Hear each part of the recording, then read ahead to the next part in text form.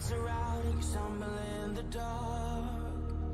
You kept pushing on, but then you went too far. When your ship has sailed and all your dreams are lost, everything is wrong, you feel like it's your fault. Just remember, I will be there for you, baby. Remember, there's nothing out there to get you, don't forget it. When life throws lemons, just remember. Just remember. Just remember.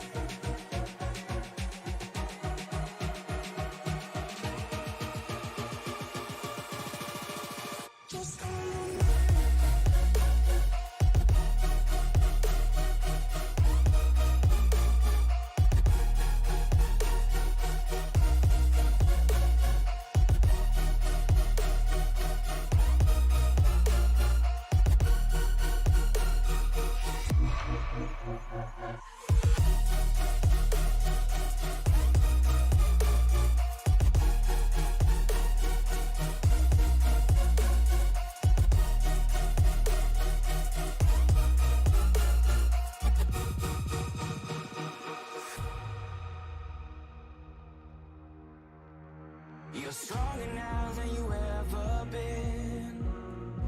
You gotta leave now, it's time to catch the wind. You will climb up high and look through the clouds. And when you're feeling low, I know you'll bounce back. Oh, and just remember, I will be there for you, baby. Remember, there's nothing out there to get you, don't forget it. When life throws lemons, just remember. Just remember. Just remember.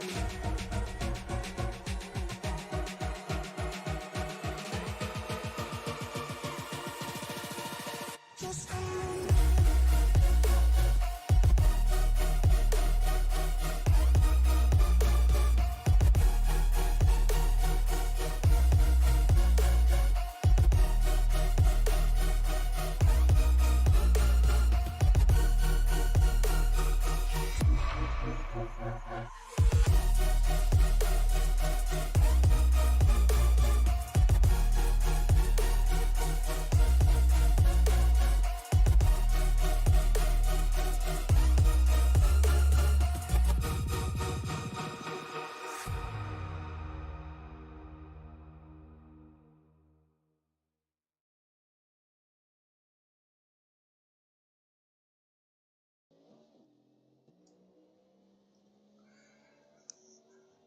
Welcome to the middle of nowhere in Kansas Speedway for round number 12 of the SNN Cup Series.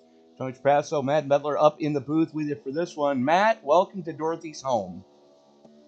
Indeed. Welcome to Kansas.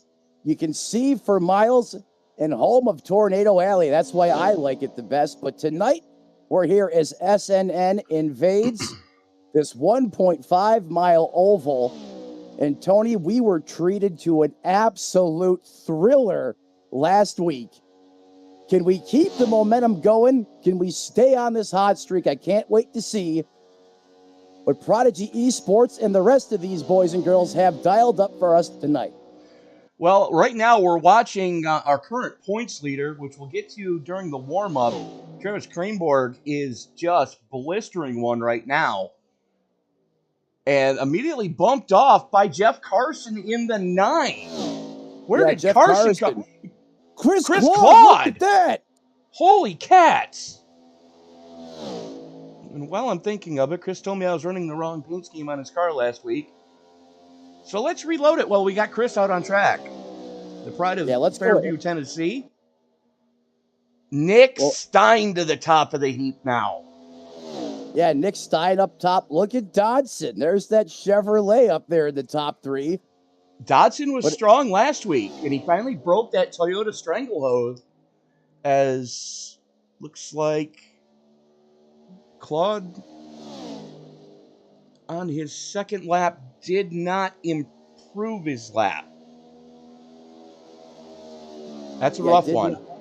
Yeah, that is rough. Dodson to the top of the pile. I was just gonna say. And look at Miss- Dave Foog Jr. Wow, they keep the surprises on rolling. But even still, Chris Claude's still holding on to that 10th position right now as it currently stands. But Dodson, Stein, Murray, you expect Stein and Murray to be up there. Cornez as well, Miller. But Carl Dodson in that ZL1. He's currently HMFIC at the top of the pylon right now. Cranborg sideways. That's going to negate that lap for him because I think he did touch the wall. He's playing right now.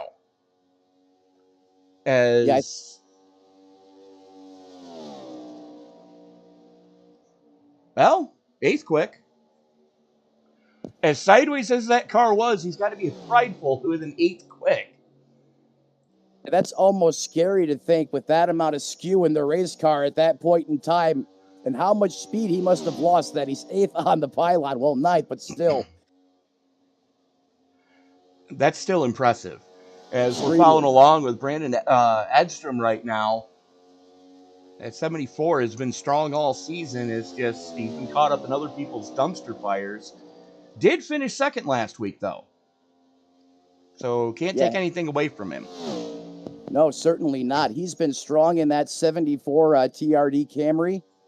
And momentum breeds momentum, and that's certainly what he's rolling on right now. Certainly the rest of the Toyotas, they've had that all season long. But the guy with the biggest head of steam coming downhill is that 53 at Dodson, and he is the one on top of the pile still throughout qualifying. Is now we are almost halfway through, as we're 4 minutes and 12 seconds now through the session, as we see that 80 ZL1 Camaro out there on the track now being piloted by Dan Morgan. Morgan, one of those Chevys that is going to be a sleeper, I think. As Tim Cook jumps up to 17th quick, still waiting on Lauren Jones, Alex Princeton, and a whole slew of others to make qualifying attempts. Taking a quick look at the weather, you can kind of see why. Track temperature 117 degrees under partly cloudy skies. 8-mile-an-hour winds that I've seen gusting up to 12. So that's going to be something we're going to want to take a little bit of concern with.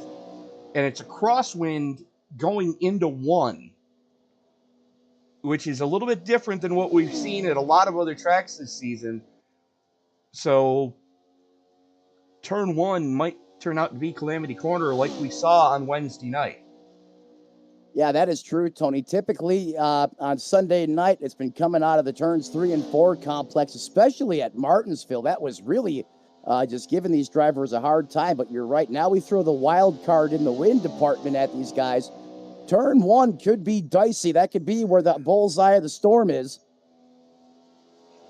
74 degrees Fahrenheit, but like you said, that track temperature well above the century mark at a blistering 117 degrees. And there's that wind starting to gust. So far, Morgan has it settled. His second lap is now in the books. Did improve his lap time, did not improve his station on track. As I said, we're still waiting on Lauren Jones to actually fire off. There he is in the Budweiser 11, starting to roll off pit road this time. Yeah, nice looking Budweiser machine. Different paint scheme than we're used to seeing Lauren in. Yeah, and that's a Dodge. You know, Tony, I know how you and Dave are about changing up the paint schemes on this next-gen car, but I love Dodge. I was a huge fan of Everham, and I like seeing some Mopar out there on the racetrack. You can argue the point it's a Ford, but I still love seeing the nameplate out there. Hey, it's just like this coming Thursday, we're going to see the season finale for the Schwentke iRacing League and Cup Series, and there are a lot of Volvos. Oh, no! Oh, my God. Luckily, that was before he took the green, so that's not going to count. That's right. Cody Collier in the Superflow Chevy is back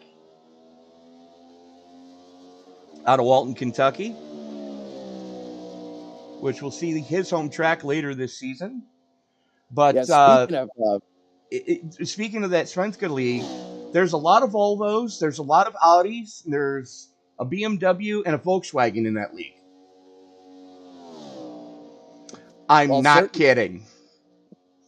I happened to catch a broadcast. I thought you were pulling my leg a little bit, but you were not wrong. If you want the biggest mix of automotive manufacturers in one race, check them out. You certainly have the gauntlet. The Swedes are as Cody Cowley negates that lap by brushing the wall.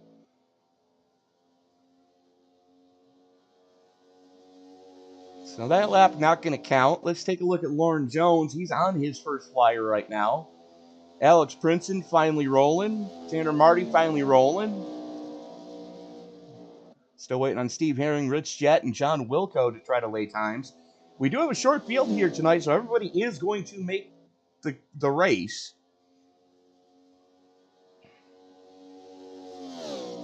But having a better go here, his second lap here out of New Smyrna Beach, Florida. Good old short track in Smyrna Beach. I'm sure you guys know about it. I'm sure he knows about it. Oh, absolutely. Having a much better go than his opening attempt there as he was coming up to speed, and that car just got away from him. You could see him there rocking the bottom, using the low line around this 1.5 mile oval. This is going to be a stronger lap. It looks stronger. Wow. That was a good pickup. Yeah, at first you don't succeed, try again. Picked the motto. Up 2. As Tanner Marty Chevy, there he is. He's going to call it one and done. Alex Princeton calls it one and done. He just currently sits in that 12th place right now on the scoring pylon. So we're still waiting for Nolan Hodgson, Rich Jett, John Wilco, Steve Herring, and Emily Urias to all try to lay times now.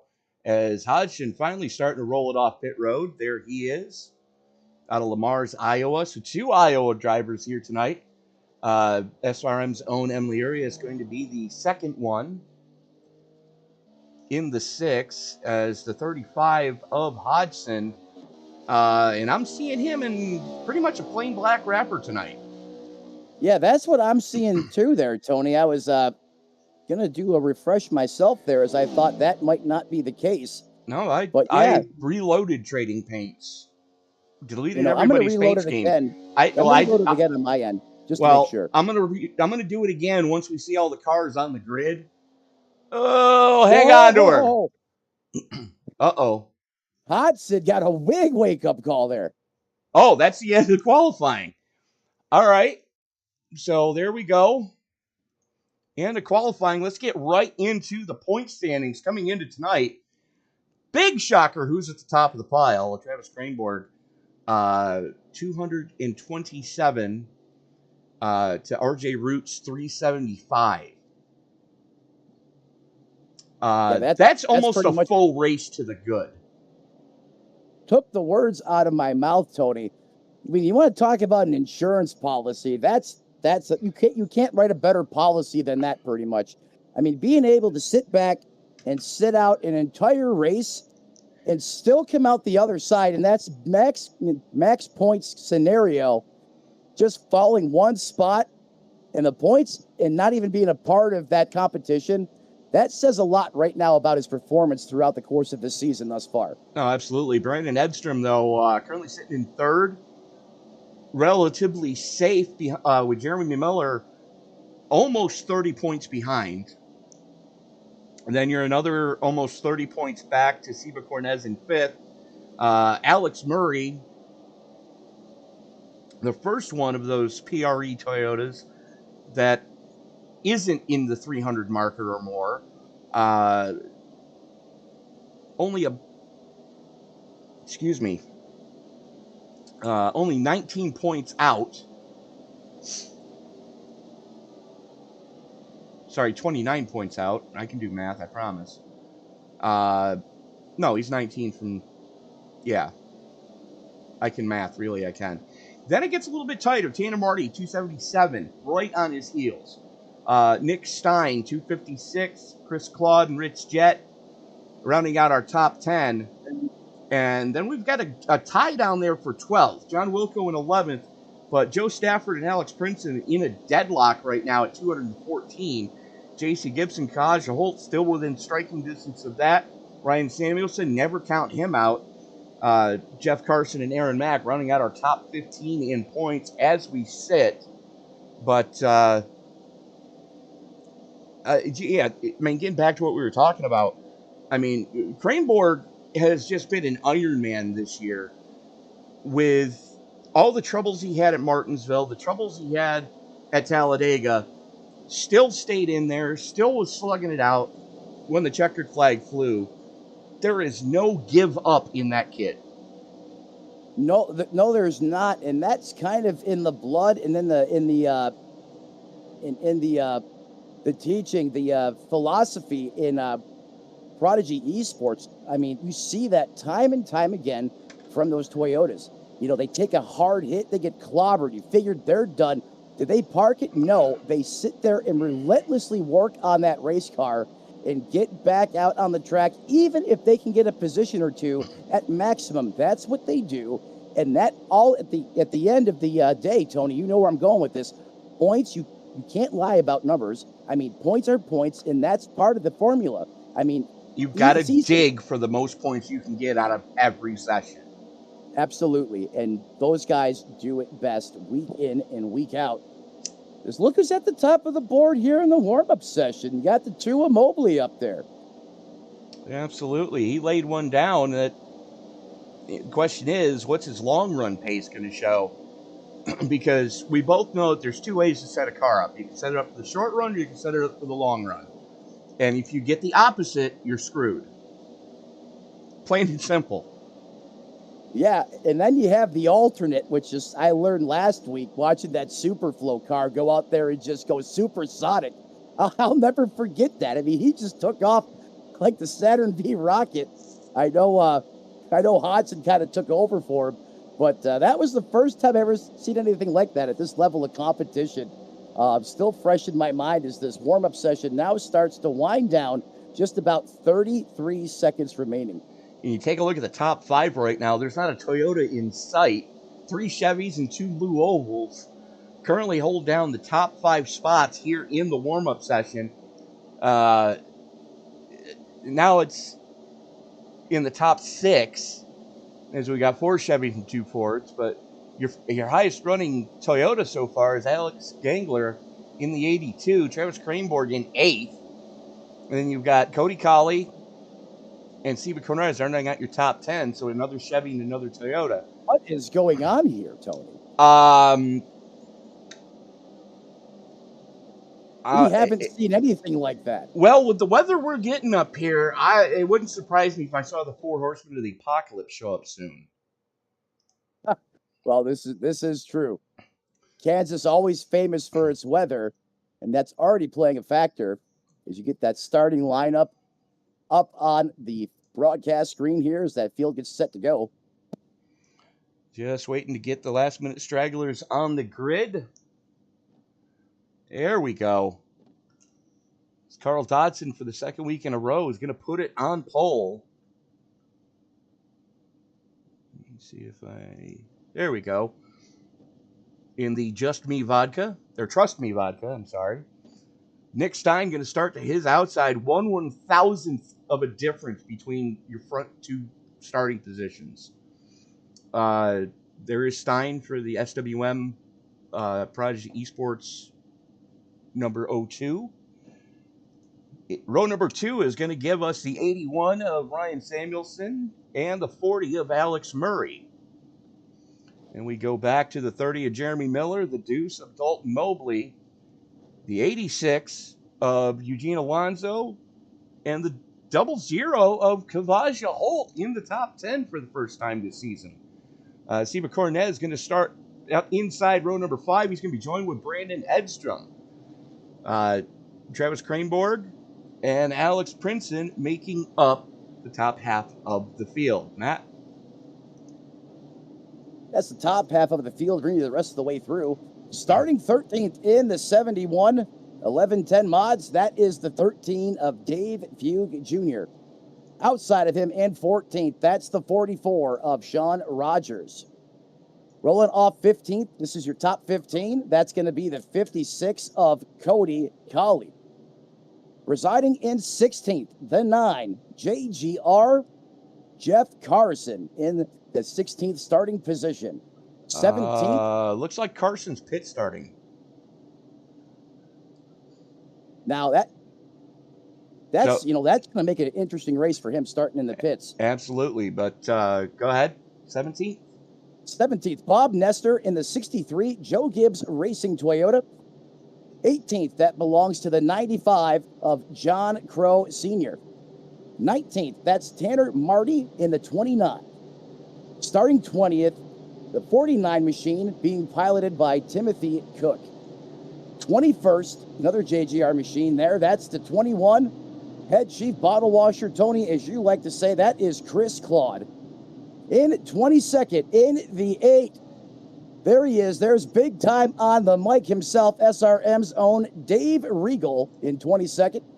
23rd belongs to Alexander Glenier in that 82 machine. And outside of him in the 24, in 24th position, driving the 25 is Brandon Loomis. Rounding out your top 25 in the 3 machine, Black Bullet Racing. That is Ron Fitting. Matt, we've got to get to it here. 26 is Lauren Jones. 27th, Ryan Tarnowski. Let the folks read them online because we are getting ready to turn these cats loose here at Kansas. Lights are out on the pace car. Dodson gonna have the button as the field works its way through the 3-4 complex. Geico restart zone is in effect. The only thing that's left to say is it's time to wipe the visor and adjust the 5-point harness. Grandma, grab the popcorn because it's time to get it on in the house that Dorothy built. Race fans, it's showtime! And here we go. We have uncorked these competitors here in the house of Kansas. The 53 Dodson, he is going to get overpowered by an awesome restart by Nick Stein. Stein time to the front. The 40 of Alex Murray's going to come with him. 2 Toyotas now leading the field. Is now the 53 of Dodson is in the TRD sandwich with the hard-charging Jeremy Miller now up to 4th.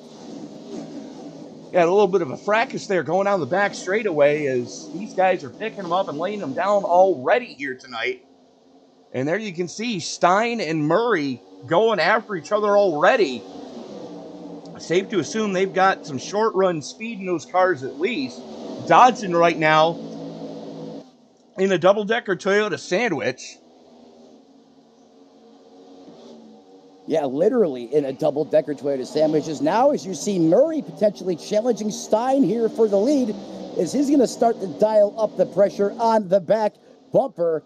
I mean, he is just mirroring him. And now you see Stein drive down to the inside onto the flat, trying to take the short way around.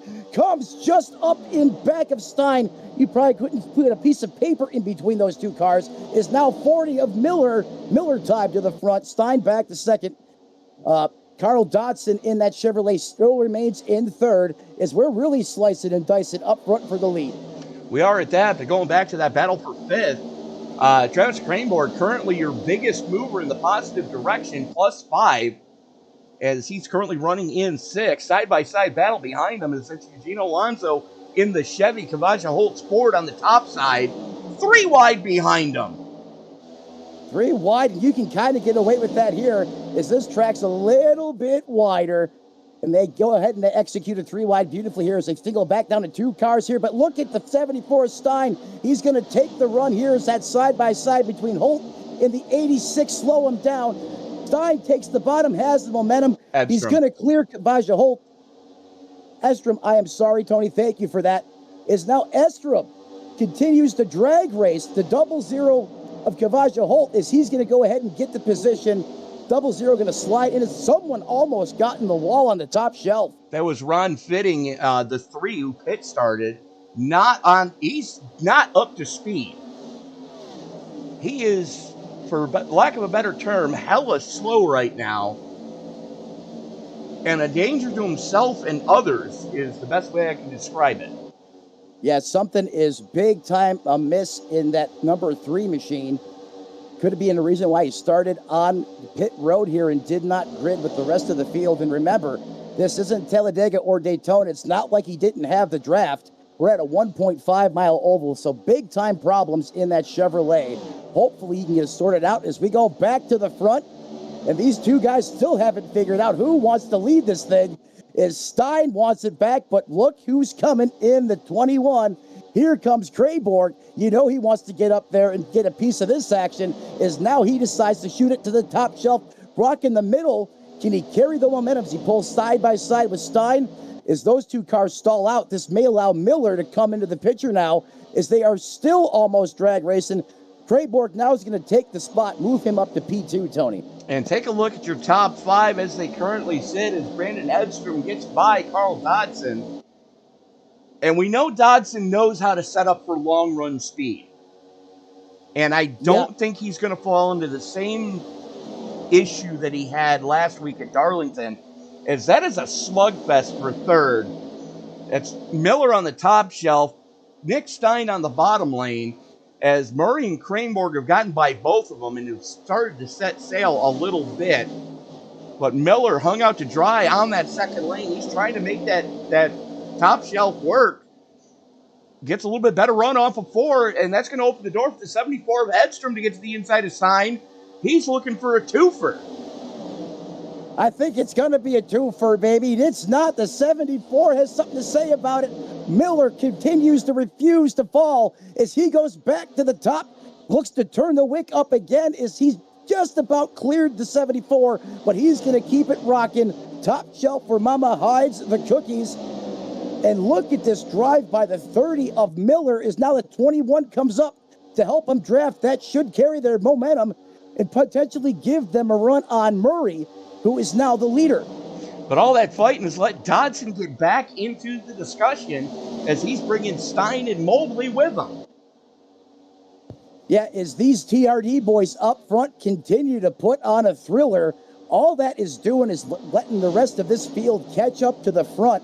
And that's really going to make it interesting. As you can see, Dodson is leading a charge of hungry wolves behind him, with Dalton Mobley, Nick Stein, Sean Rogers, and Kavaja Holt.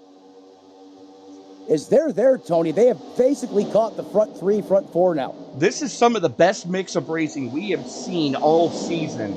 Yes, we still have the Toyota Stranglehold at the front of the field currently, but we saw that last week at Darlington, Dover on the initial hit. You know, yeah, remember, Mobley and Dodson, they set up for a longer run. Kavaja Holt sets up for a longer run. So, you know, I'm not too worried right now. Sean Rogers right there, he's another long run specialist.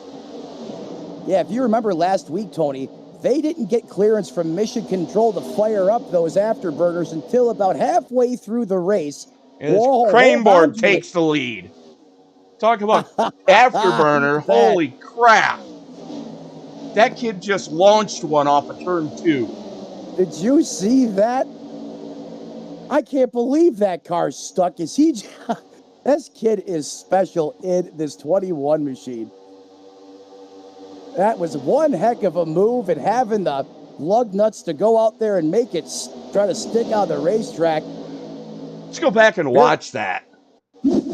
This is the pass for the lead. Watch the 21.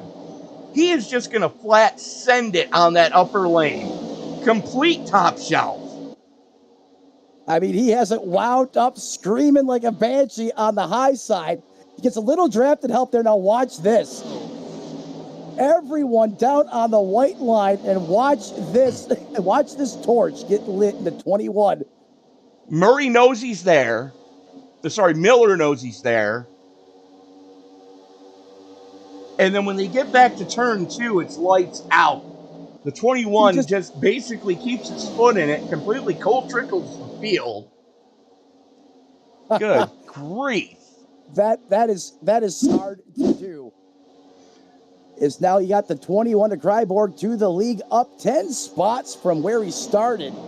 10 positions in 15 laps. Look out. Yeah, but look at back here in 17th. That is the 35, Nolan Hodgson, currently sitting plus 14. That's incredible. I don't have the words to describe how incredible that is. I mean, the level of competition is just so stout in this series. I mean, everyone puts in a ton of prep time, and for him to be 14 spots up already, that's insane. Dalton Mobley, what's good for the goose is good for the gander. As Cranborg and Mobley going after it for the lead, give the nod to Mobley. He's got the nose out front, down the American Ethanol back straight away. Cranborg's going to battle back, take the low lane, going through 3 and 4. Mobley's going to get the run. He's got the half a car out front, but he's going to get such a run off of 4, almost gets the clear there. Cranborg hanging tight, but all-important bonus point for the deuce. I mean, what Mobley just did right there, he had no help around him. He was the lone man on the top side. All those Toyotas to the bottom tucked in, and that man held his ground in that Camaro and still pulls ahead. He has the lead, isn't able to clear the shorter wave rounds at the bottom, but watch him keep the ZL1 wound up at the top. Does the 40 come up and help him? The 40 comes up, thinks about it.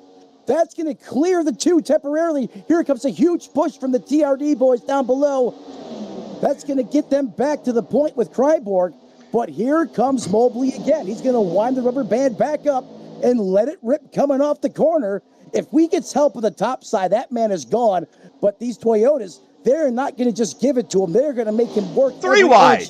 3 wide for the lead up front. Dodson ate the wall going into 3. So the cavalry was coming. Now it's not anymore. As here we go. I mean, Mobley, you know, he's led at the stripe for the last 4 laps. But I dare say that Alex Murray in the 40 is going to have something to say about this before all is said and done.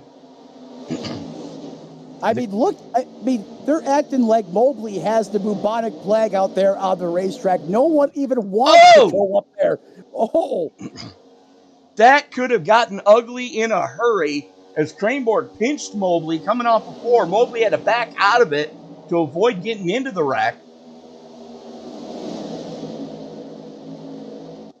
But as I said, the cavalry is coming as Nick Stein goes up to the top shelf, trying to see what's at play up there. 3 wide behind him. This time it's Dodson on the bottom. It's Dodson, ladies and gentlemen. You thought he hit the wall. That was going to slow him down. No, relapse, reload. Here we go again, and he's all over the back of Miller in the 30. You can see a little paint damage on now both the 30, 53 and the 2, as they both have brushed the wall. Oh, hold on to it, Stein. Oh, that was Brandon Edstrom that almost got into the outside wall. Now the 2 is flirting with it as Stein bounces off of Dodson. Chevy on Chevy crime here for 4th place. I mean, if you guys at home that got it tuned into the SRM channel on YouTube right now wanted an all-out slugfest at the front, that's what you have right now, is these guys are on the verge of making contact virtually every sector of this racetrack. Here comes the 56, Cody Colley. Working the inside of Seba Cornez through 3 and 4. There's 95 with John Crow Sr. as well. Those 3 Chevys now get in line. This is what we've been waiting for, as they are flirting with the top 10 right now. Yeah, you got some big movers so far in this race. You see the manufacturers here starting to team up. But, Tony, the other part of this is Kansas sometimes can be deceiving. This track, a little more abrasive than some remember. And with that track temperature north of the century mark, they got to start remembering they have those things on those cars called tires, and unfortunately, they give out at some point. And that could start coming into a play here, especially at the front of the field, as these guys have been lights out for the lead since we've dropped the green flag. And we're now approaching 25 laps on this set of Goodyears, as now Dodson dives to the inside of Miller. Can he make it stick on the bottom? Can he roll it? So far, he's keeping it rolling. In the words of Limp Bizkit, he comes up and puts the slide job on Miller. Dodson to 3rd. Dodson back on the podium as he's now trying to run down Travis Cranborg and Alex Murray. Those two Toyotas sitting 1-2 right now, and they may have learned something from what the two of Mobley was doing earlier. They're going up to that top shelf, trying not to abuse that right front tire and letting these things all just hang right out there on the top shelf. Yeah, that's what we were doing in my league race at this racetrack. But then again, you got to remember, there's not even the same, we're running stock setups. These guys have highly modified, highly tuned setups in their race cars. But if we ran the bottom, 10, 15 laps, we were paying the price big time, especially with that right rear. So we would go up top to try and save a little bit of those Goodyear tires, or at least offset, split it between, 5 laps on the bottom, 5 laps on top to try to balance the tire wear. But you're right, Tony, that could be a factor here, is now more and more of these competitors out here tonight, like you see the 86 3 wide. Alex Princeton in the middle in the 19 machine. Kavaja Holt giving plenty of room, though. Alonso in the mix there on the top shelf. He's starting to fall back. But Holt's got to be careful because he's got a hard charge in Nolan Hodgson right behind him. As Hodgson now goes up to the second shelf. Princeton takes over into 9th. Eugenio Alonso in 10th. Yeah, Alonso there in the 86. He fell back a couple spots there on the start. But that 86 seems to has found his groove now up there on the high side of the racetrack as he continues to keep it wound up. But 19 of Murray, or Princeton, I'm sorry, the 19 of Princeton really rips it on the bottom there, able to jump up in front of that 86. And they're using that lap car as a pick. That was Corey Burkett in 13. That he used him as a complete pick to get that spot away. And sometimes, Tony, as good as this competition is, you got to use everything out there on the racetrack that you can to your advantage. Good heads-up move. Absolutely. Stein and Edstrom go door to door for 4th. Nolan Hodgson right there as well. I'm sorry, Corey Dodson. Yeah, we're still here. Side by side, door to door. Now Stein's going to clear. Let's see if the 74 lets him up in line. He does. So there's Stein now up to 4th, knocking on the back door of the top 3. And Tony, I was talking about tires there a moment ago. Travis Cranborg's best lap of the race was a 30.98. Last time by a 32.08. Yeah, that's over a second off. And here we are only 30 laps into this piece. You compare that with Alex Murray, 31.19 to a 32.06 last time by. I think tires are going to be a bigger surprise here than what some of these drivers anticipated. Is now that you see some of these other competitors that fell back at the start really starting to come to life. They could have been saving their stuff, and that certainly looks to be the case right now as you watch the 19 of Alex Princeton there continuing to charge forward on the bottom.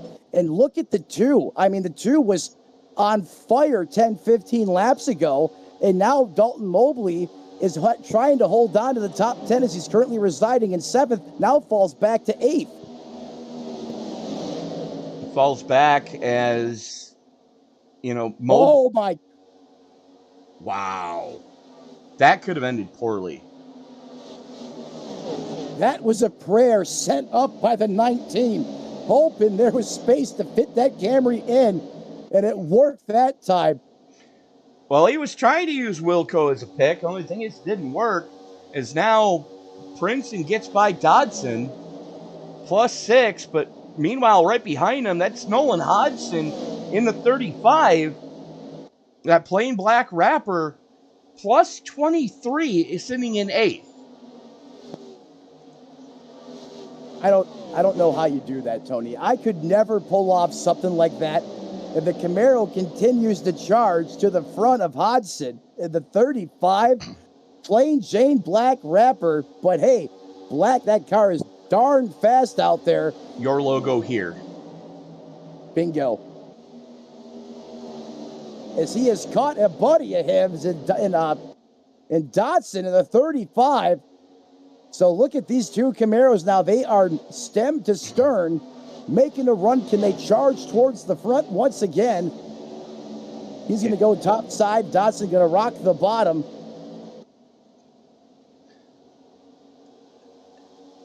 Unreal. But look at your top six again. All Yodas. Yeah, that's just like we've seen pretty much week in and week out. As we're now 35 laps through. Well, the Iron Curtain has been reestablished, as now it is 6 layers deep. Alex Murray continues to lead that Toyota dominance up front throughout the top slots, and it's followed up in 6th spot there by Brendan Estrom, with all usual suspects you'd expect to be up front. Kryborg, Miller, Stein, and Princeton making up that Iron Curtain at the top of the field right now. So let me ask you this. Being as Kraneborg is the youngest member of Prodigy Esports, does that technically make him Baby Yoda? He doesn't certainly drive like Baby Yoda, but if you're going by numbers and numbers alone, then yes. Gotcha. As Stein and Princeton now go door to door for 4th. Oh, contact going into 1. Stein goes way up the track. Princeton sees an opening. Stein keeps his foot in it, though. And he's going to get the run down the back chute. Yeah, none of those boys lifted on that one, Tony. I think they had it to the floor regardless, and they did touch there. They had a moment, and they're still side by side. Alex Princeton now going to try the old slide job. Stein gets the wall. And Stein ate the wall coming off of 4. Not what he was hoping to do. As we're going to check back in just inside the top 10. As that's Dodson and Sean Rogers going after each other now with Eugenio Alonso in tow. A Ford that's hey, look at that. A Ford that's actually a Ford. Yeah. Okay, I'll give you that one, Tony. But I was going to say, how about that 86? How about Alonso? He's having a much better run this week in that 86 machine. Dropped back a little bit, but he's starting to gain it back.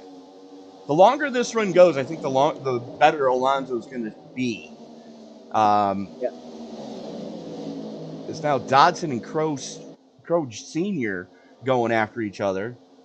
Yeah, that's just outside the top 10 there. That's for 11th position.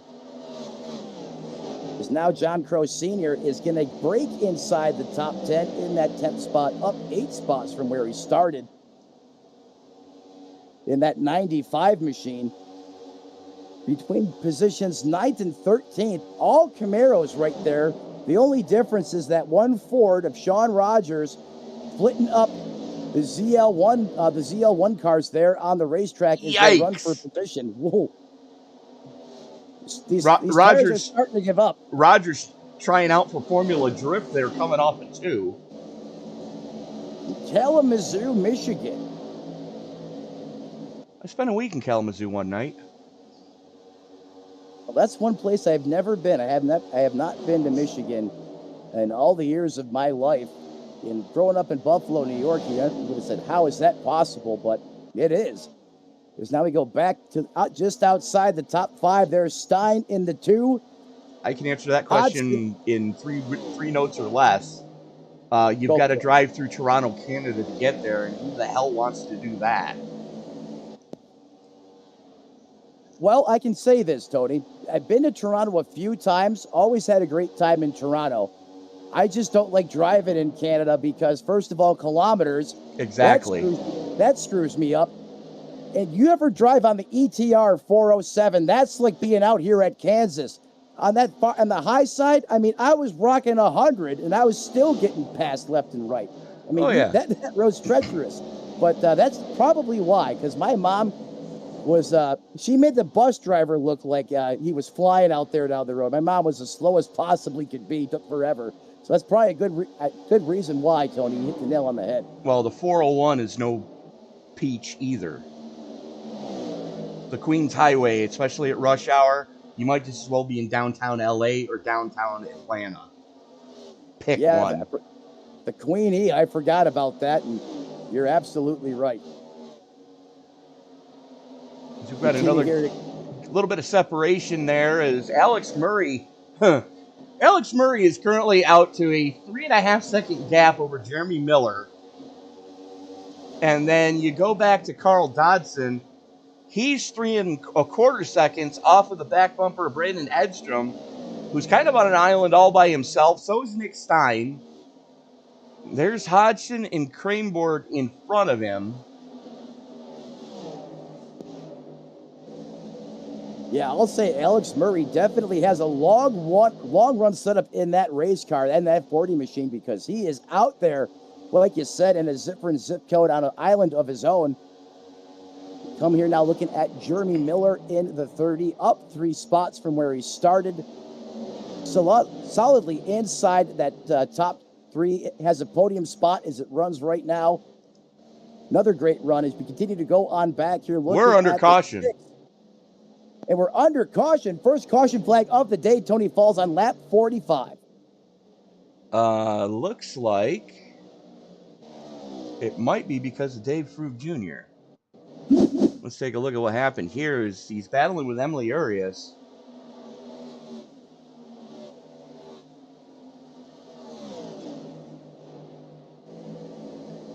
As we saw a couple of drivers. Oh! He was slowing down to get to pit road and didn't announce it.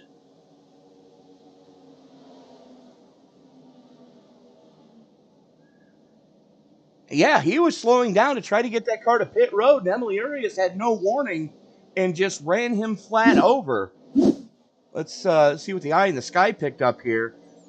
Yeah, certainly Emily's not going to make that kind of mistake. I agree, Tony. He was getting to pit road, and Emily had no idea he was going to start jumping on the binders and just straight clocks him. Everybody else scattered to not get into him. So that's some good news. Even better news, we've got wholesale green flag, or wholesale pit stops. Pit road is alive and well as it roars to life, as we got 47 laps now in the books. Everyone coming down there looking for some service on their race cars. 4 tires, 2 Kansas Sunoco Racing Fuel will be the call. So you see the jacks going up, tires going on those race cars there, the 53 at Dodson. And the leader off pit road is going to be Murray. He's going to continue to dominate this race early. Jeremy Miller, Alex Princeton, Travis Kryborg, Nick Stein. As the race off pit road continues. And those TRDs still have a stranglehold at the front of the field after pit stops, as they own slots 1 through 5. Hodgson and Dodson, the 35 and the 53, they're going to split them up, those 2 Chevrolets, and those guys are like jokers out there. You're sitting there to have Texas Hold'em style, because you never know when they are just going to go and light off. And with that, we're going to step away, pay a couple bills, and move back right after this. It's a new approach to laundry. Clean One Laundry. Clean One does away with the hassle of multiple bags of different products. It has everything you need for a beautiful lawn in one bag. Then all it takes is one application. Precision weed control. Apply the ingredients when the lawn is ready and weeds are out of control. It blocks crabgrass all season. It prevents crabgrass since we grow. It heals the seedlings too. Even when applied, it's a little sprout. It's your best defense against pumpkins, dandelion, chickweed, henbit, and hundreds more. Plus, its slow-release formula leaves the lawn underneath for months to build stronger roots for maximum heat and drought resistance. Green One delivers convenience and better performance in one package. With one application, spend more time enjoying it. Less time working. Green One, and it's done. It's a lawn.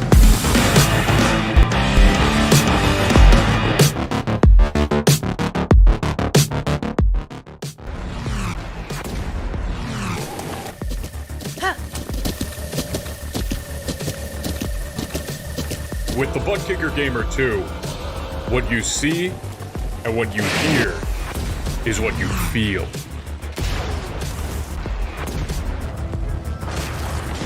Butt kicker. The future is feeling.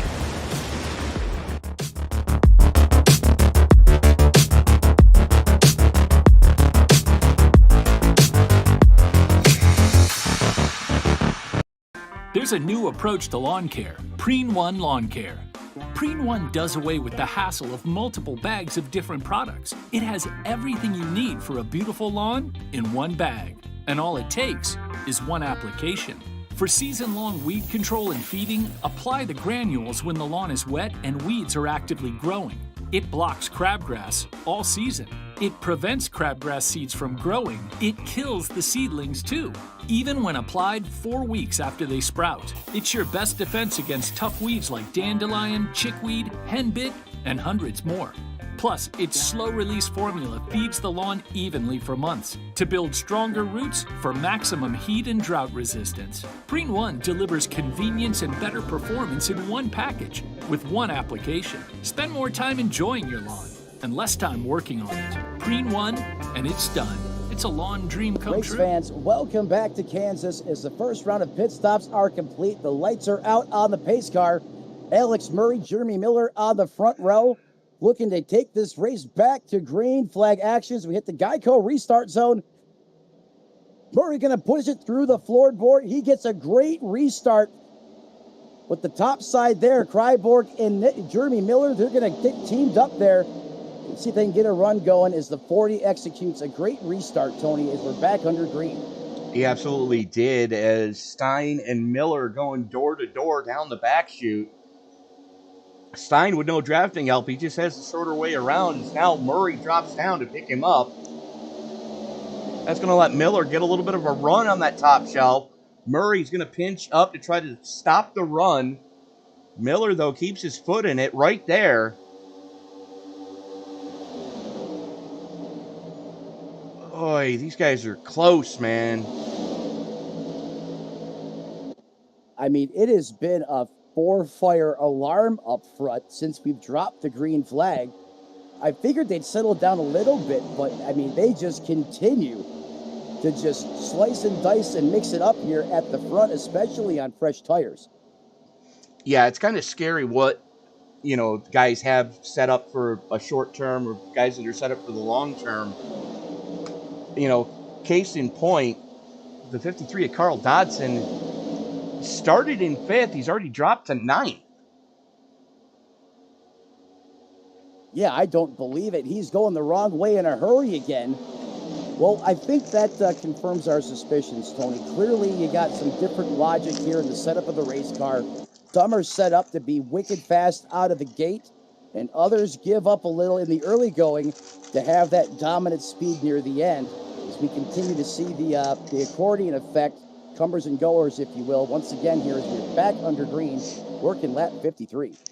I've always been the long run kind of guy, only because I've been privileged to be in leagues that they let you experience that.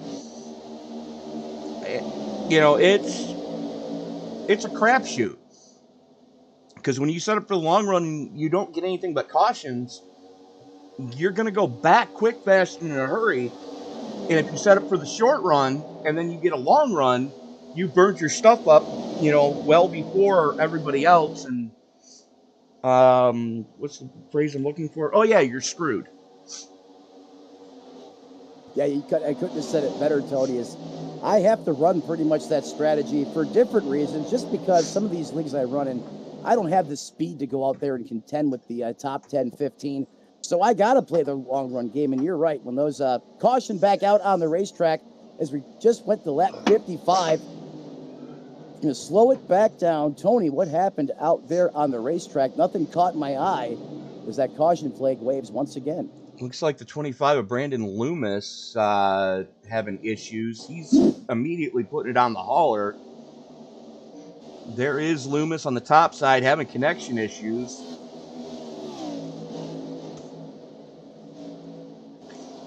And reappears inside of the 56.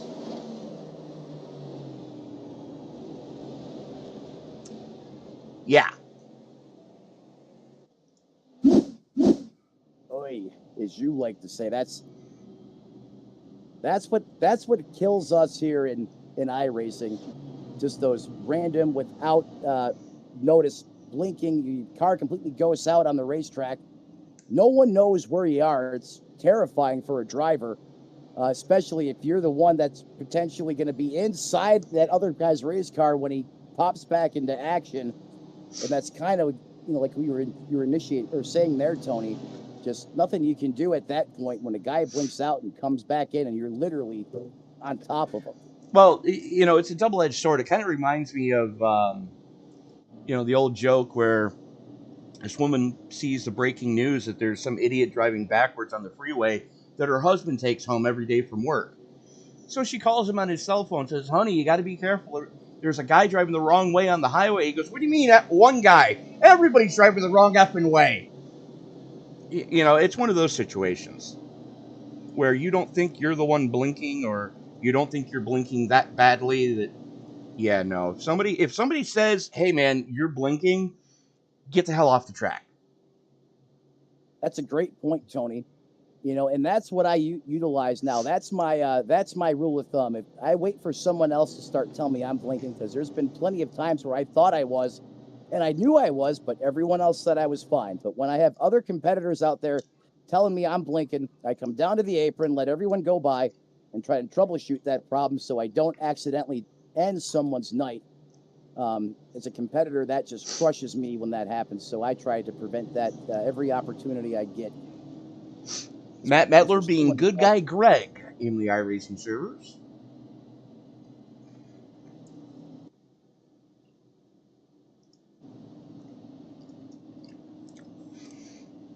Caution number 2 before incident. I don't think we're that far away from, well, let me check here. Yes, lap 80 and lap 165 are the stage breaks tonight. 9 total sets of tires to get them through this evening. And everybody's already taken and used, well, they're on their second set now. Yeah, plenty of rubber, I think, in the pits to get them to the scheduled distance here at 267 laps. Jeremy Miller continues to lead up 4 spots from where he started, and those lights are still on that iRacing.com pace car. It should be going out this time. Should be. What do I know?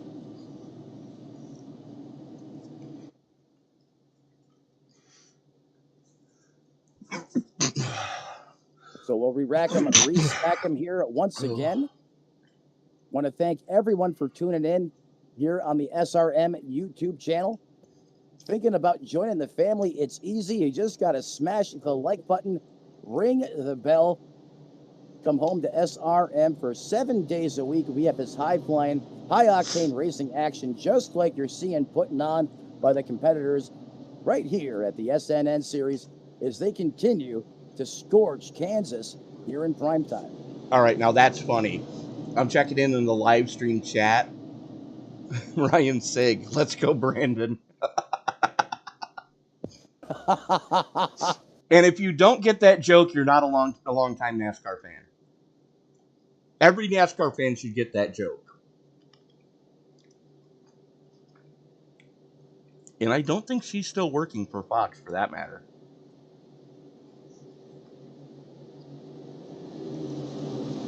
True and true, Tony. Jeremy Miller has the button. Travis Cranborg, 2 is outside, both but 4 and 9 positions respectively. Brandon Edstrom up 7. Nolan Hodgson currently sits plus 24. There he is, about 4th car in line on the low side. Miller jumps on the loud pedal, opens the door for Edstrom to get alongside of Cranborg on the top shelf. Jeremy Miller has a beautiful restart as he pulls out 3-4 car lengths ahead of the competition, but here we go for second spot. Toyota's going at it once again. Cryborg wants it on the top side. The 74 of Edstrom not going to be so easy to give it to him on the bottom. He's going to fire back, but Cryborg has that momentum. And look at Miller in the 40 putting up a screamer as he just powers across around the 2 And now he's catching the back of Kryborg there on the top shelf. Look at that restart by Miller. He really had that thing wound up. Half a second to the good over that battle for second right now, which is currently a 4-car dance with Kranborg, Edstrom, Murray, and Stein. Little Toyota on Toyota action going on. Oh, don't do it. He thought about it. He did it. 3 wide. 3 wide, but plenty of room. Let's look at the 40 and Miller just squirt like the hot dog out of a bun through the middle. And just like that, he is now up to P2. And Tony, the battling, the side-by-side action, the jostling for position continues to be at large inside the top 5 once again. Top 4 all Toyotas. As the Ford of Sean Rogers cracks the top 5 for the first time tonight. And there he is on the top shelf working on Nick Stein. Stein battles back on the low side, and Carl Dodson putting his hat into the ring, trying to get back into the top 5 after falling all the way to 10th. Oh, don't do it. Yep, they're going to do it.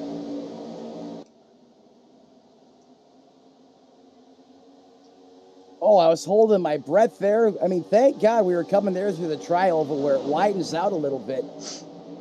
Because the 53 of Dodson there, he's starting to press the issue as he's trying to get back up further up front. But wow, did you see that block thrown by the 44? I absolutely did. But getting back to what was going on the front stretch, Dodson heard the most disturbing words you can hear your spotter say in iRacing. 3 wide, you're the meat. And he immediately backed out of it.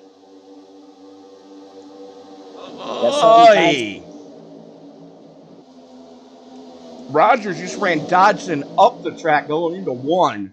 That could have ended poorly. Dodson up into 5th. Rogers back to 6th. Yeah, there's taking a spot out there on the racetrack, and then there's just straight jousting someone out of the way. That's about as hefty as you can get without actually making contact.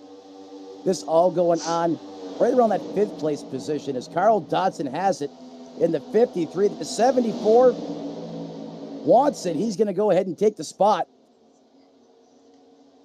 Dodson, liquor salesman out of Florida, making only his 2nd start with the SNN Cup Series.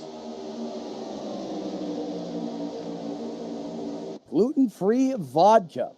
Didn't even know it existed until last week when we interviewed him as the winner.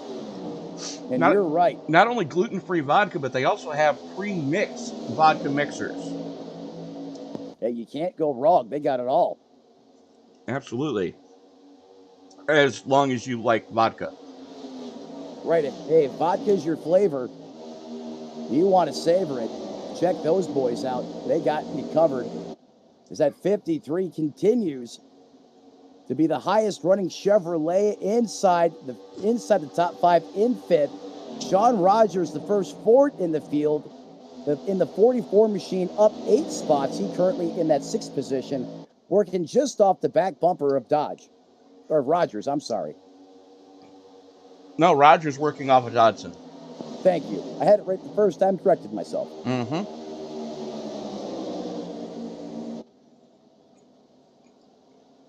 As Alex Murray gets up into 2nd place. Now putting the pressure on Jeremy Miller. Oh, this is going to get fun. It's about to. Because, I mean, Murray has been on a ripper since the green flag has dropped on the top side.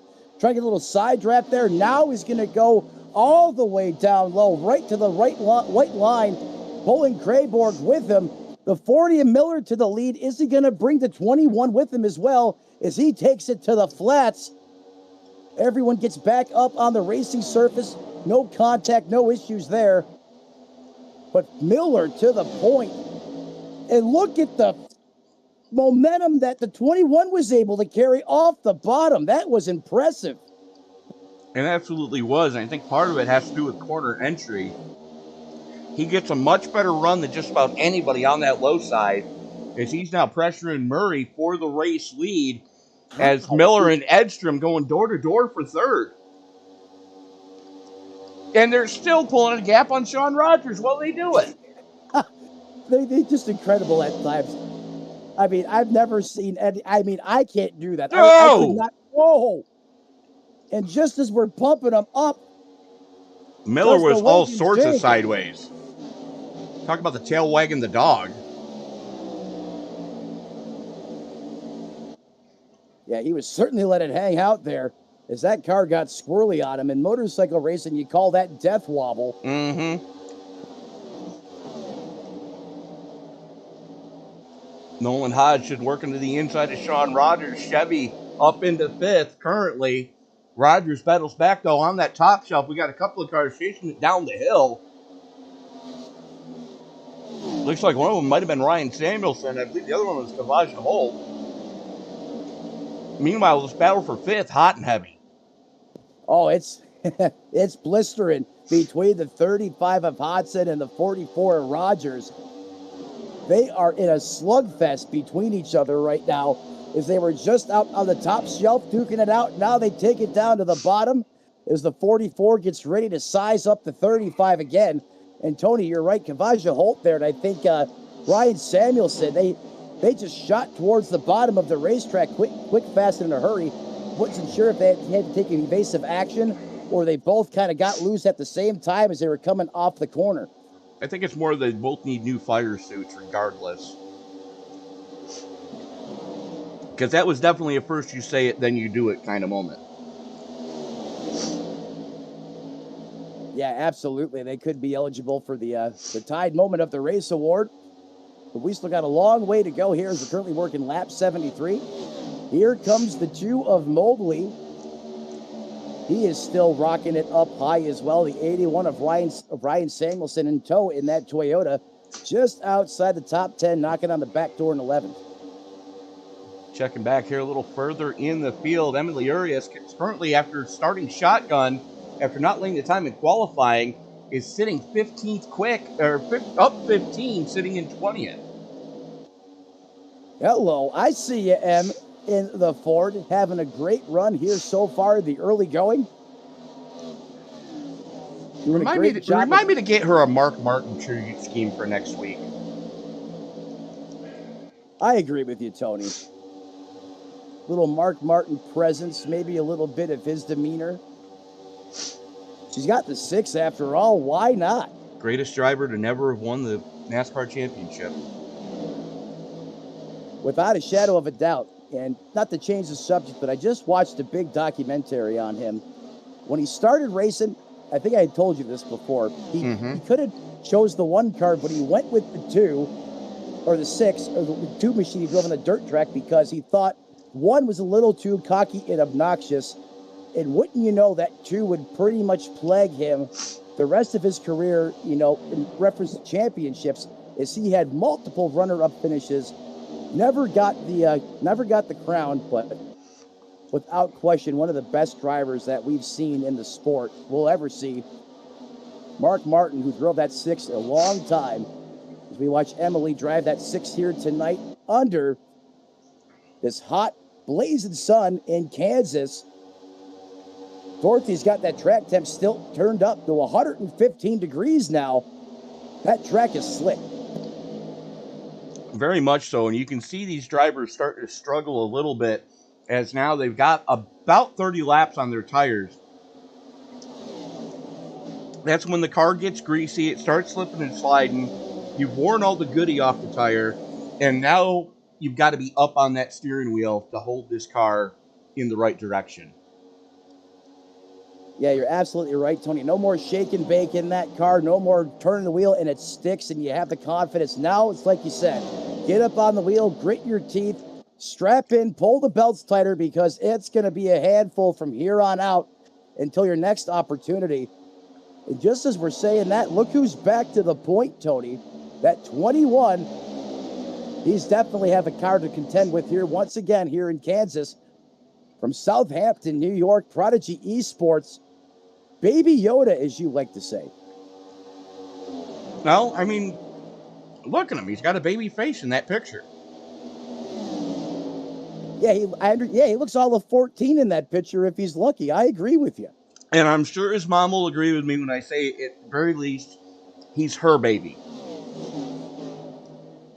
Because I know his mom is watching. Yeah, he's got a great support system. Big time moment there for the 35. That had the possibility of getting very ugly very quickly. Luckily, everybody had it well spotted. Yeah, great situational awareness, as that could have been disastrous. Hey, but you know what? A little bit of a twitch, no problem. We're still going to keep the wick turned up. Right back at it, going after the 40 of Miller. As he sails it up high, he's going to go down low. I think it's safe to say that Hodgson has a long run setup in that car. Because the longer this run has gone, the further forward he has gotten. As you can still throw a blanket over your top 5, 6. Oh, crap. Sorry to cut you off there, Tony, but we got caution back on the racetrack once That's again. the stage 81. break. That would be the stage break, sir. Thank you, Tony. That's right, lap 81. So Craneborg, Hodgson, Murray, Edstrom, Miller, Rogers, Holt, Dodson, Mobley, and Carson getting the final point. And with that, we are going to step away, pay a couple bills, and we'll be back right after this. There's a new approach to lawn care, Preen One Lawn Care. Preen One does away with the hassle of multiple bags of different products. It has everything you need for a beautiful lawn in one bag. And all it takes is one application. For season-long weed control and feeding, apply the granules when the lawn is wet and weeds are actively growing. It blocks crabgrass all season. It prevents crabgrass seeds from growing. It kills the seedlings too, even when applied 4 weeks after they sprout. It's your best defense against tough weeds like dandelion, chickweed, henbit, and hundreds more. Plus, its slow-release formula feeds the lawn evenly for months to build stronger roots for maximum heat and drought resistance. Preen One delivers convenience and better performance in one package with one application. Spend more time enjoying your lawn and less time working on it. Preen One, and it's done. It's a lawn dream come true.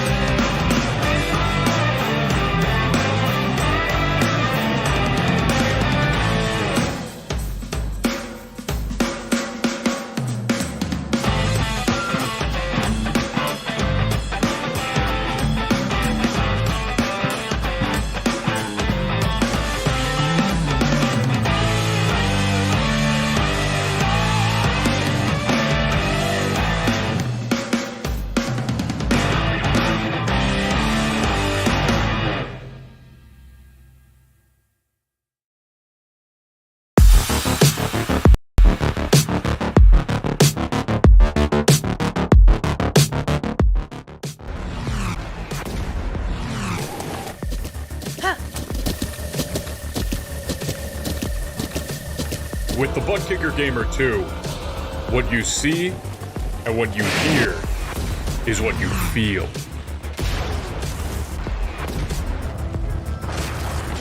Butt Kicker. The future is feeling.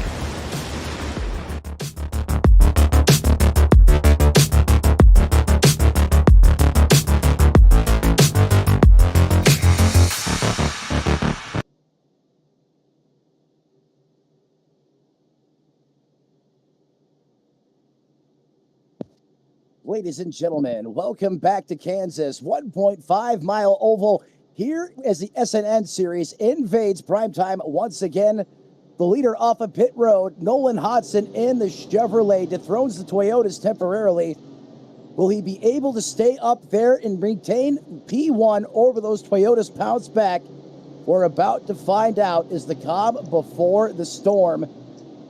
As we are re-racked, stacked, ready to go. The pace car is going to pull off, and there is full clearance for full afterburner on the runway.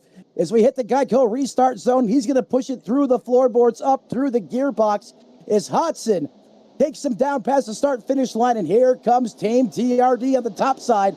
They are stacked up like it's Talladega. Look at the run they're getting. Freiburg's going to separate, but now he's going to get stalled out by the 74 of Estrom at the bottom. The 35 of Hodson's going to retain the lead. But now the 74, the 21 gets a massive push.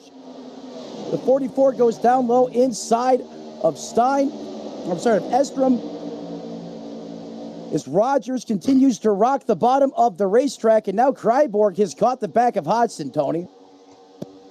He has now given pressure to the Chevy driver as Edstrom and Rogers have not gotten third place sorted out yet by any means. But they're both in some pretty unfriendly fire right now. As here comes a 9 of Carson as Kreinborg going to bomb it going into 3, gets the clear. Hodgson gets right in line. Hodgson's just got to be patient. He knows he's got a long run car. And if what we just saw is any indication, we're going to look for a long run coming up here. Yeah, well said, Tony. And that's exactly what he has to remember. Don't let these Prodigy Esports cars make you play their game. Remember, you have a long run race car. He's up there giving a heck of a fight right now. But don't get out of your rhythm. Don't abandon your plan to try and fight these Prodigy boys, because you know you got one heck of a hot ride. Once you get about 10 or 15 laps on this race car, as here comes Freiburg to the top once again. He can really dial up some speed up there, especially on fresh tires. Kreinborg can definitely get it going on the top shelf as Hodgson throws the block onto Edstrom. Sean Rogers right there as well as he and Edstrom go door to door going into 3. Side-by-side battle for third place as we're staying with this battle up in front. The 44 of Rogers trying to play hero on the low side. Currently sits plus 11 getting scored in third place. But good grief. Yeah, I'll say, Tony, as all of a sudden Rogers has really came to life. That Mustang has woken up and the Stampede is charging to the front as he continues to door-to-door, side-by-side with the 74 of Estrom, who's up 6 spots. But Sean Rockin' Rogers up 11, now into third as he continues to battle hard with Estrom. Absolutely is. Now Nolan Hodgson back to the point on the low side. Kreinborg's going to get the run as he's got the help from Edstrom. Oh, he had the help. Edstrom just made a 3-lane change going into turn number 3. And we're 3 wide for the lead. Are you serious? This is lap 91, not 267. Unreal. They look like the Blue Angels at the front of the field. As the 74 of Estrom dialed it up with a big-time move from the top all the way to the bottom. To make it 3 wide, he's going to back off just a little bit. But, Tony, we got some familiar faces from earlier in the race starting to come back up front again. Don't look now, but Mobley in that Camaro is coming too. He is at that as he's working on Jeremy Miller right now. Mobley up to 5th. That means there's only 2 Toyotas in your top 5 finally. How about that? It only Tony, took not- Kansas for it to happen. Well, I was going to say it only took Kansas for it to happen, but this is kind of what happened last week, too. Prodigy Esports Toyotas, I mean, they were basically large and in charge until about halfway when things started to change. It's a little earlier this time, is really 94 laps in, but could this be again a turning point of the race? Time will tell. Those Toyotas still looking strong as heck, though. It's kind of like the bully that you had to face in high school. Everybody thought he was unbeatable, so somebody took a swing at him and actually bloodied his lip. And then you realize he's just human too. All it's going to take is somebody to kick his knee in and game over. I'll face in-school suspension for that. And that's exactly what the where the hell is he? Yeah, there he is, Carl Dodson. Well. Yeah, he's way down there with 19. Looks like he had to get some damage repair under that last pit. But, all it took was Dodson last week at Dover to bloody the bully's lip for everybody else to realize, hey, these guys might be beatable. Yeah, sometimes in life, Tony, you just have to have you got to have the will, you got to have the determination to make a stand. And hey, sometimes when you figure out, hey, they're human after all, they can make mistakes, they are beatable. And that's what certainly happened last week. Is look at this cluster of cars, Tony. You got Murray Cornez in the 14. They're on the bottom. He's bringing Dave Few Jr. with him in the 71. Chris Claude right off the back of them coming towards the front as well. Is now we have about 2 different packs of race cars out there on the field. Side-by-side action continues to dominate the storylines here from Kansas. They are at that, as there's Carson, the caboose in the front freight train. You can throw a blanket over your top 7, basically. And then your second back to Gaskins, that Fireball Camaro is being... Seems weird to say Fireball Camaro and not see it as a red big tire car. Those of you who are Street Outlaws fans know exactly what I'm talking about. But Gaskins Camaro is starting to be reeled in by Eugenio Alonso and Alex Murray. As Edstrom gets into the wall.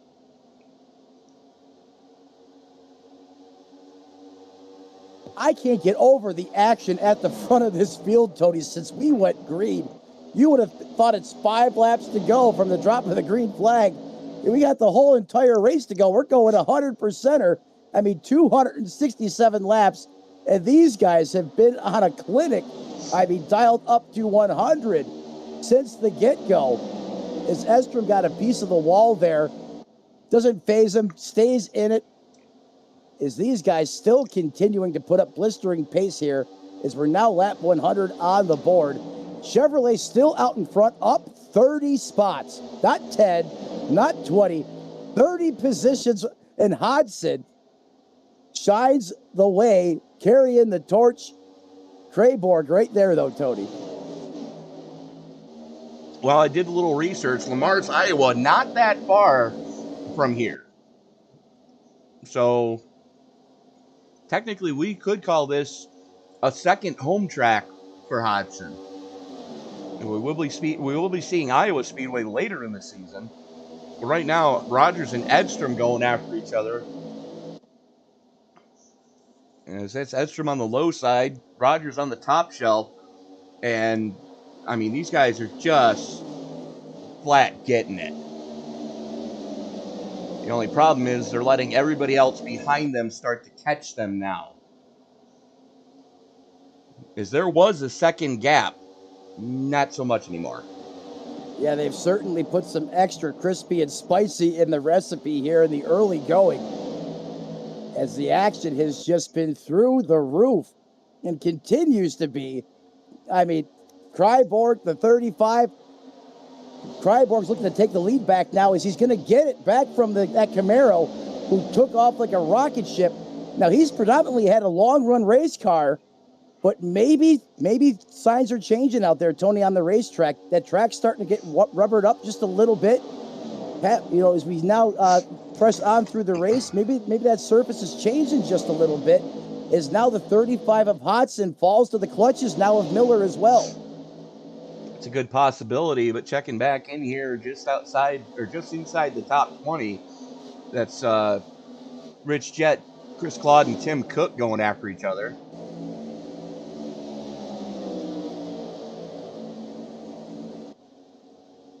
Chris Claude rocking the top side. Timothy Cook all the way down to the flatlands. He brings it back up on the banking. Claude gives him plenty of room.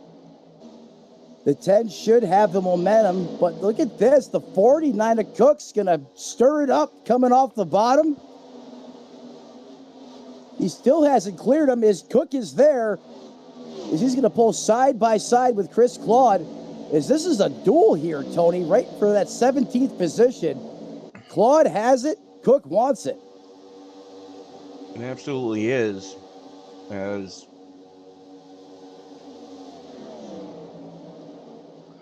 some news of note, Ryan Samuelson has just decided to put it on the hauler, as have Brandon Loomis and Alex Princeton. And Nick Stein finally said no mas.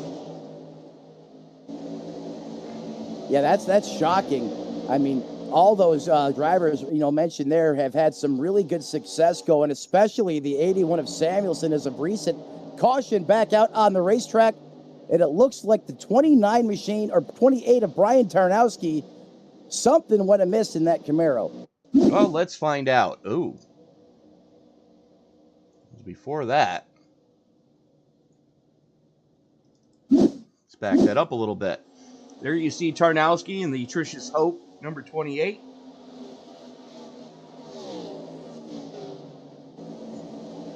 Looks like he may have gotten it wrong coming off a 4.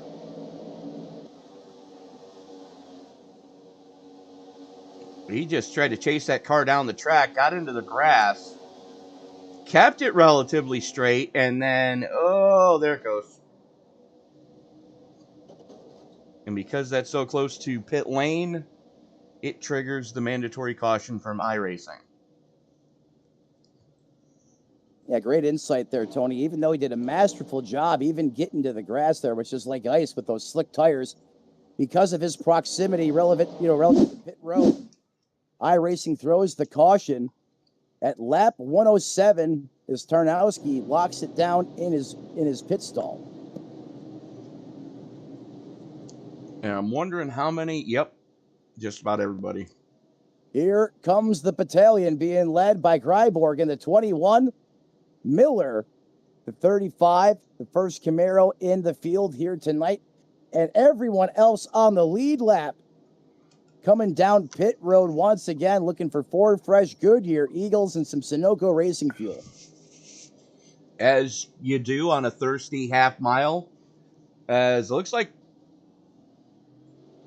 oh my.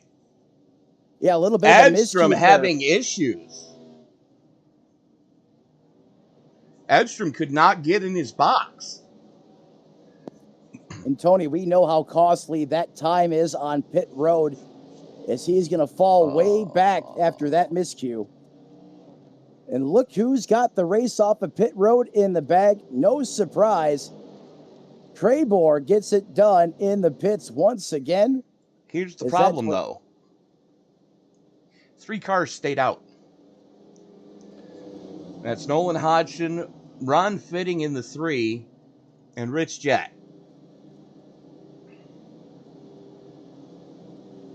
Hey, no way to shake up your race when you gain a ton of spots on the racetrack for Ron Fitting, who's now up 23 spots. Rick Jett, who's up 28. Hodson, he's had a hot car from the get-go. He pretty much got all those positions on his own under green flag competition. But Tony, he's off cycle now. Yeah, he is. And I think he's about to pay for it, considering it's about a second and a half fall off after about 25 laps, and that's roughly where we are right now. Between where Hodgson and Fitting are, and then Craneboard, Miller and company are all on the fresh shoes, as everybody that did come down pit road took foreign fuel. This is about to get interesting, and not in a good way. Yeah, I'm just not sure with the call there from the 35 camp. I mean, as good as that car is, I mean, he didn't need to dial up, like a Hail Mary per se, like the three of Fitting, that really is looking to get his race invigorated by staying out. You got the 35 who stayed out, Tony. We know he's the leader. He's got the 3 behind him, and then fresh tires right there knocking on the back door in 3rd. And if there's anyone you don't want to see on fresh tires just in front of you, I mean, Travis Kryborg, I mean, that's going to... Okay. I see what the game plan is now.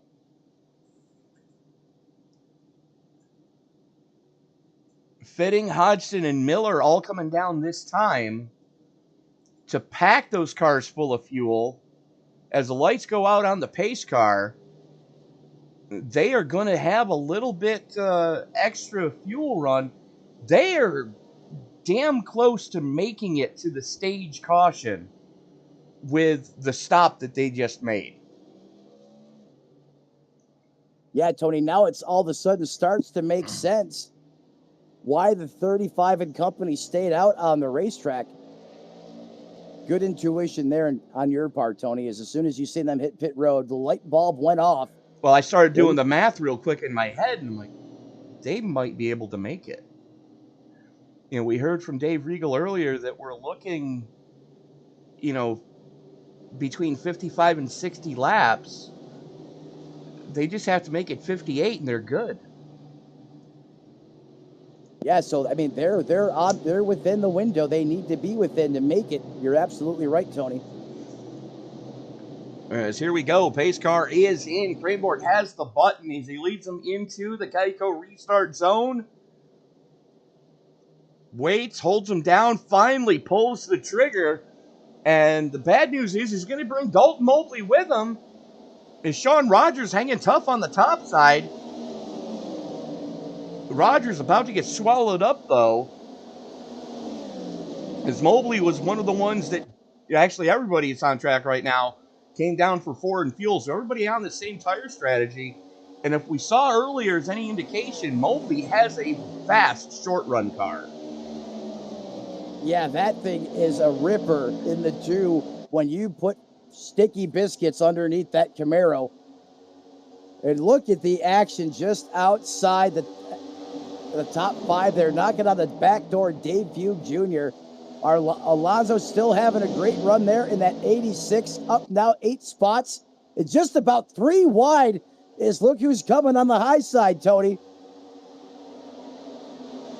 That would be your pole sitter, Carl Dodson, the liquor salesman out of Milton, Florida. And I'll tell you what, that liquor salesman made one heck of an entrance. One of the best entrances I've ever seen in the competition last week. Kicked the door in, I believe is what we're talking about. I still smile and get goosebumps on the back of my neck thinking about that race last week. That was just something. As here Mobley goes now to the top shelf. Maybe not all the way to the top shelf, but using the middle of the racetrack. Now goes up to the top. Kryborg's going to come to block as Mobley continues to dial up the pressure on the back of that 21 TRD machine being piloted by Travis Kryborg.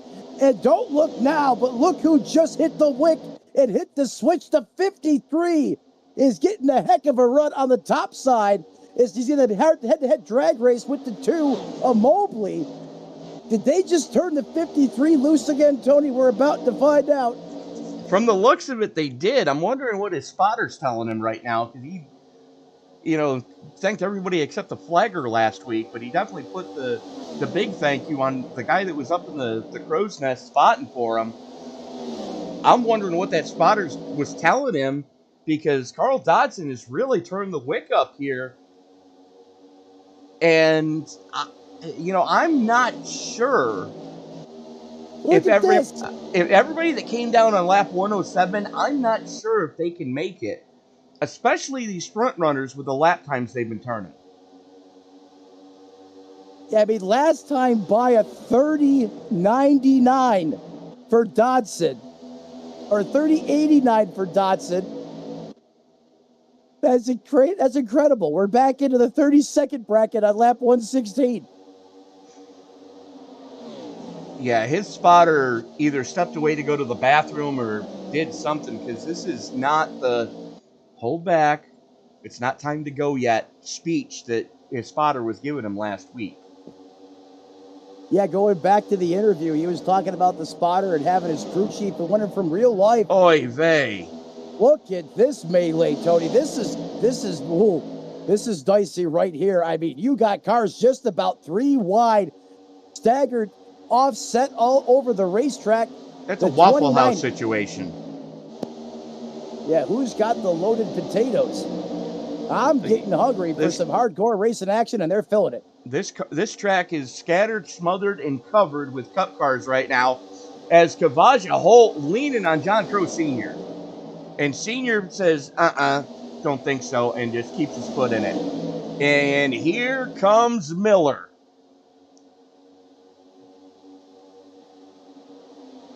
Oh, Good nothing like grief. watching Miller when he gets out of tear. He's not afraid. Oh, wow, did you see that save? That car was sideways, Tony, and he gathered it up, and he didn't even flinch. He was in drift mode. What an impressive save by Miller. Yeah, another one trying out for Formula Drift, but you can't say I blame him considering he was in a 3-wide situation with no air getting to the diffuser at the back. That car got hella loose, hella quick, and he had hella reflexes to keep it from getting into the wall. You know, Tony, I know you have some strong opinions on how this car generates its downforce, and you just seen that you've talked about that, that eyesore or that one black dot that really sometimes doesn't get magnified enough, and that's when you take the air away from that car, and it cannot be channeled through the proper routing of that race car. That downforce goes quick and away and in a hurry, and Miller had to go in emergency mode there and jump up on the wheel and gather that thing up. He absolutely did, as Alex Murray and Tim Cook going after each other now. That's Cook on the high side, Murray on the low side, and they've got a very hungry number 29 of Tanner Marty with them. Marty actually pit started, so good recovery drive for him as he's back into the top 10, or up into the top 10, I should say. Currently sitting plus 13 from where he was supposed to start. Yeah, I mean, you're right, Tony. He started basically in another area code. Great recovery so far. I mean, he's now inside the top 10 in that 9th position. Working the high side of the racetrack. I mean, some of these guys are really, really doing everything they can to make sure that top side stays a well-oiled. Oh, boy, hold on to it. Big time wreck in front of him. Mobley just about decimated. I don't know how we got by, but Mobley in the wall as he puts on a smoke show. Tony, that was inches for being catastrophic. I'm not sure who it was. Hold on, I can tell you.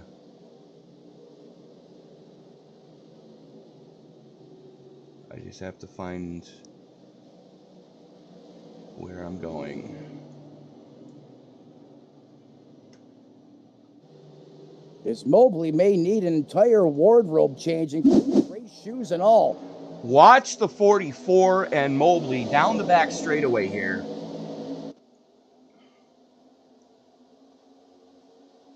And the 44 is going to pinch up, and just Mobley nowhere to go, backwards spinning, and boom. Oh, did you see those near misses? Yeah, I did. Let's watch that one again. As you know what, let's go on board with Travis Cranebourg.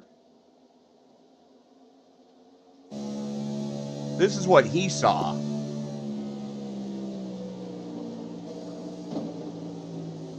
Ouch. Yeah, that went from about 100 to 1,000 within the blink of an eye. You seen the tire smoke start to fly, and then race cars scattering as Mobley rocketed into the outside wall there after getting turned off. Oh, I'm not even in the race, and that makes my blood pressure spike, Tony.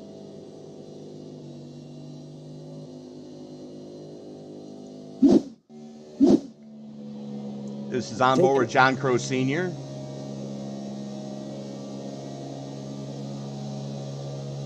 Now, he can't see the square root of anything right now. And he goes up to the top side and just barely misses it.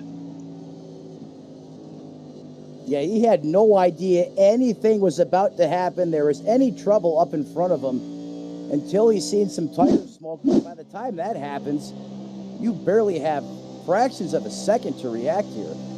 And as we're on board with Eugenio Alonso, he's going to be on the top side.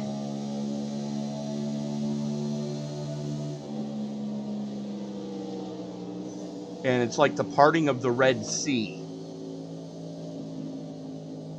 Holy cats. Extra seasoning on my fries, please. I mean, can you imagine if one of those guys connected with Mobley? Yeah, that would have been a Tony Roper incident.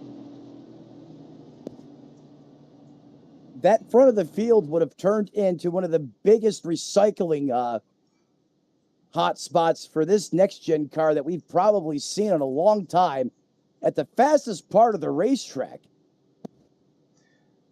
Yeah, and had let's face it, it would have been our first, thank God this is a simulator moment of the season.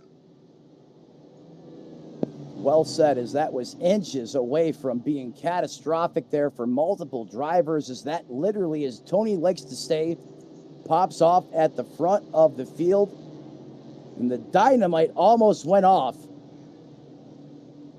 We're back under caution once again, working lap 125. And Matt, let's take a look at the front of the field, shall we? Tony, we're on the same page, man. Carl Dodson Chevy, Sean Rogers Ford, and Dave Frug Jr.'s Ford. 1, 2, 3.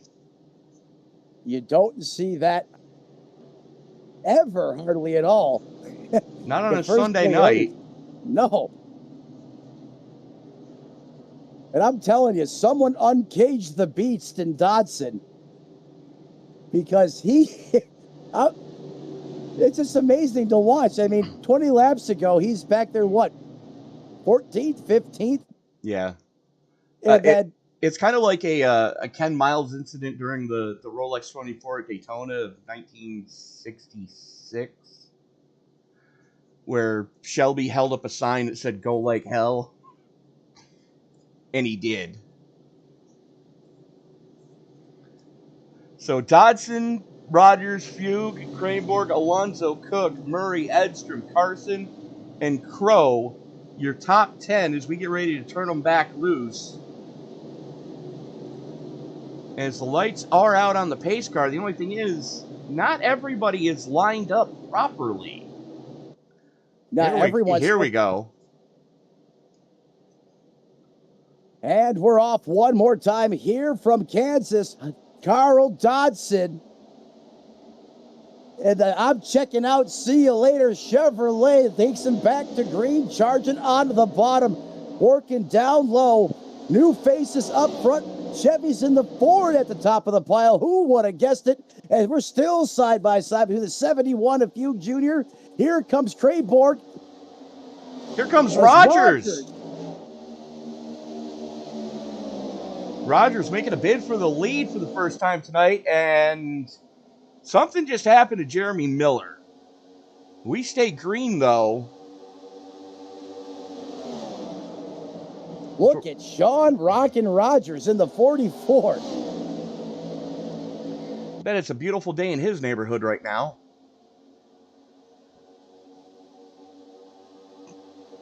As a Chevrolet and a Ford carry the torch here. Going back to the see what happened here. Miller getting into the 90, gets it sideways. Still trying to save it. Still trying to save it. Wow. And takes out the commitment cone. You know what? Given the save that man just put on, I mean, that commitment code, no problem. As we even stay under green, it doesn't seem like he was saving that race car for a half a lap. Is Dodson still carries the way, but Sean Rogers up 12 spots, doing everything he can to dethrone that Camaro. As here we go, Tony Hard racing once again, 2 wide. As we got a gaggle of cars here right around that 11th place position. John Crow Sr. in the 95. Steve Cornez and company. Oh, a little bit of a bump there from the 95 to the back of the 49 of Timothy Cook.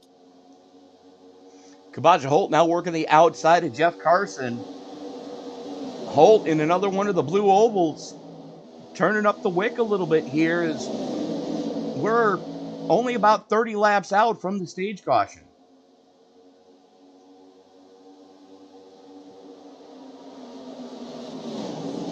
Man, as these guys and girls continue to just battle each and every lap like it's the last in competition.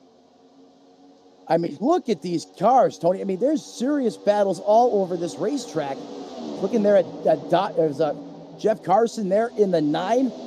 Kabaja Holt in the Mustang. Cornez is right there. I mean, these guys are inches apart at over 180 miles an hour all over the racetrack. And here comes the 56 as well into the picture. Emily Urias coming into the action on the top side. Your biggest mover currently is Emily Urias in 11th, working on the outside of Steve Cornez for the final spot in the top 10. The second week in a row, she's had some strong cars. Yes, this senior continues to progress. She gets better and better in that Ford. Really starting to be a factor here in these outcomes of these races, as now she has cracked the top 10, up 24 spots. Travis Cranborg hanging tough as he's still working on Sean Rogers for second. Dave Frug Jr. has backed off just a little bit in his Ford as he's now playing blocker, trying to keep Eugenio Alonso and Brandon Edstrom behind him. As now they're getting single filed out, as here we go. Rewind. Urias up to 9th. She's looking to get a twofer.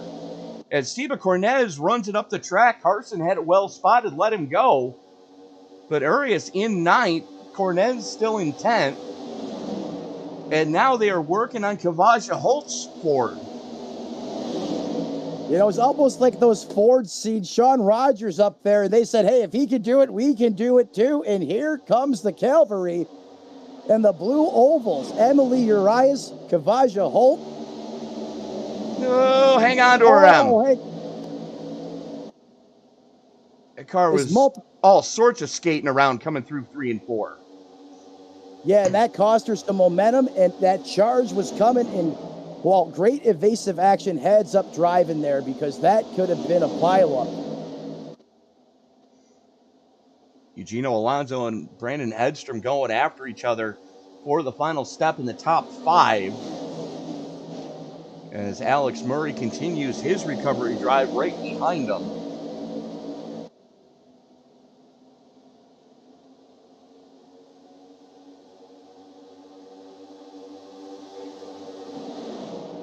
I mean, Tony, these guys are nose to tail at times, and then they get into those corners and they just flare out. I mean, there are cars all over this racetrack from top to bottom. How about this battle for the lead? A Ford versus a Chevy at the front of this field. I don't believe it. I mean, I believe it, but I don't believe it. And who else but Sean Rockin' Rogers in the 44 trying to rattle the cage of Dodson, but he's able to keep that Camaro just a little bit ahead of that 44. He clears them once again, and Rogers is going to reload. Gets a little bit slideways off the corner there, going to cost him a little bit of momentum, but he's going to have the draft off of Hodgson. And I don't think this one's going to be over anytime soon, as now he goes top side. See if he can change up his attack here on the 53. Oh, crap. Boy. Tanner Marty, the meat and the sandwich between Dave Fruit Jr. and Eugenio Alonso. Sorry, that's Brandon Edstrom and Eugenio Alonso.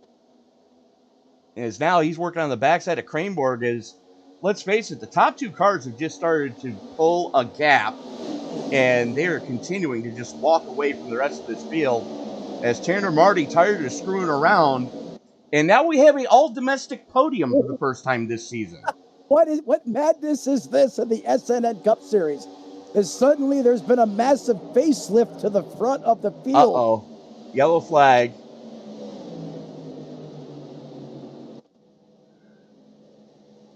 Oh, my. Oh, the 77 definitely has some damage there on the passenger side, Tony. Well, let's see what happened here to that 77. Lauren Jones, I'm seeing, he had a piece of it.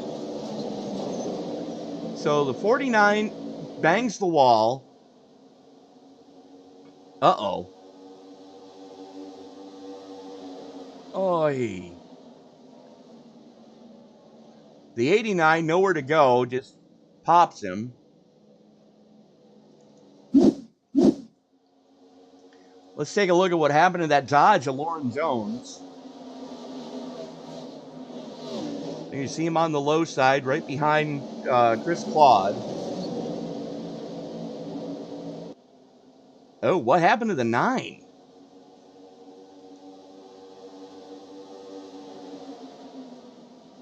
Looks like it started with Carson. There you see Carson there in that just gaggle of humanity. Sideways in the middle of 3 and 4, still trying to catch it. Catches the apron, gets the car sideways. Lauren Jones nowhere to go, and Rich Jett comes out on the losing end of that whole exchange. Yeah, he goes for flats there twice, trying to save it, and that's the second time. That's a huge transitional change there. Really upsets the balance of the race car, Tony. And scrubs off a ton of momentum, comes back up into traffic, and shot him up the track. Jones thought he was cleared. Nope. And Godzilla eats the big one as well. Well then. Yeah, that was a wild ride there. Is that one kicked off? And Godzilla has been neutralized here at Kansas, as he is now in the pits. We're back under caution, lap 142. So and the winds of change continue to blow here as we have a Chevrolet that continues to lead the field. I just noticed something too. Look at the pit lane laps for Tanner Marty, Alex Craneborg, and company. Tanner Marty and Jeremy Miller, along with Chris Cludd and Matthew Gaskins, came down under the previous caution. So they should be able to make it to the stage break. Craneborg and company, I don't think they can make it from here because we're going another 22 laps anyways. Yeah, you're right, Tony. That's a huge ask out of that fuel cell. But then again, I mean, we've seen some, astounding fuel mileage out of those Prodigy Esports cars. You never really know, but I mean, looking at the numbers and what we've seen so far tonight, that is asking a lot out of that Toyota Camry. Well, and others up near the. Think about it this way: The stage caution is going to be thrown at the end of lap 135 after the 10th car crosses the line. You still have to make it back around to catch the pace car before pit lane is going to be open. Great insight. I didn't You've got to even think take about that. that means you've got to take two more laps after it. And this ain't no half mile either. It's a mile and a half around this puppy. Yeah, and I believe this league has a rule that it's illegal to push another car back onto pit road until the checkered flag. Now, after the checkered flag flies and somebody runs out of gas, then fine, you can push them back around to where they need to be it the start-finish line for interviews or back onto pit road to load it onto the hauler. But under the stage caution, you don't get that privilege. And this is a long track to tow at. I mean, especially under caution, you're looking at least a 3-minute tow before you're allowed to leave, to start the service before you can leave your pit box. Yeah, and if you attempt or think about going Las Vegas mode early here, it could really bite you big time. Is the man who's been in these situations a lot in his life, Tony Trapasso, just told you, may not be worth the gamble now. Save it till the end of the race, because if not... Yeah, absolutely. The juice is not worth the squeeze. You know, kind of like limes.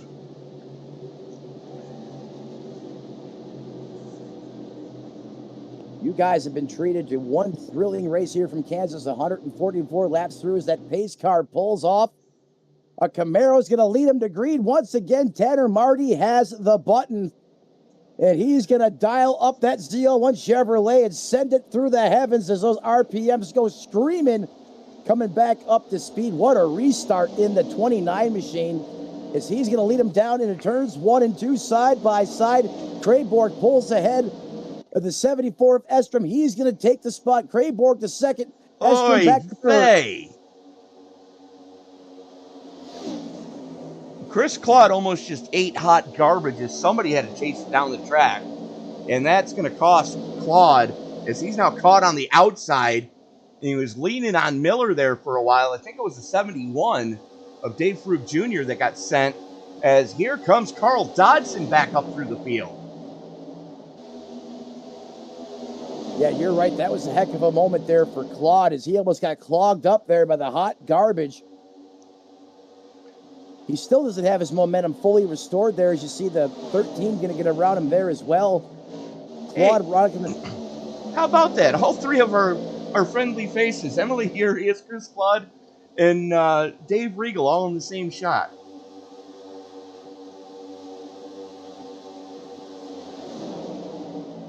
They're working the team strategy tonight, Tony. Oh, Claude hits a piece of the wall there. Yeah, that's going to hurt. It's going to jam Regal up a little bit. Yeah, that happened right in front of Captain Tasty Cakes. Which I still haven't gotten my box from him. I haven't either. See where I was going with that. Yeah.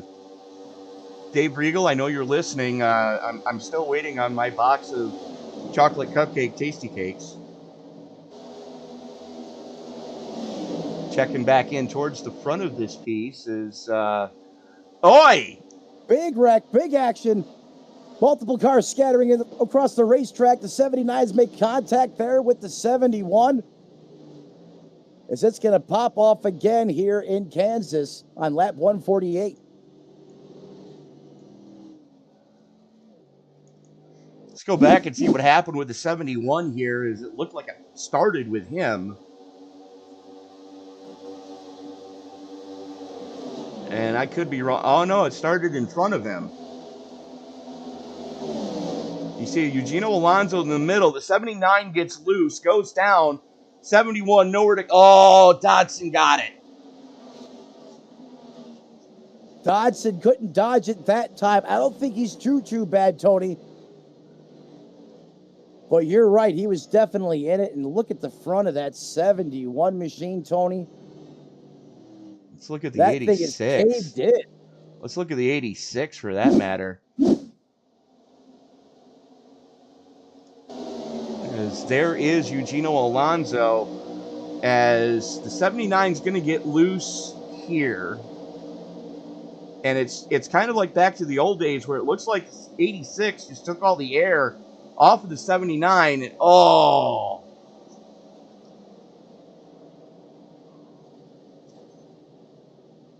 That was a ton of Captain Crunch all of a sudden up there, the top side of the racetrack. And that's exactly what it looked like, Tony. It looked like you got the air just snookered right off the spoiler of that race car.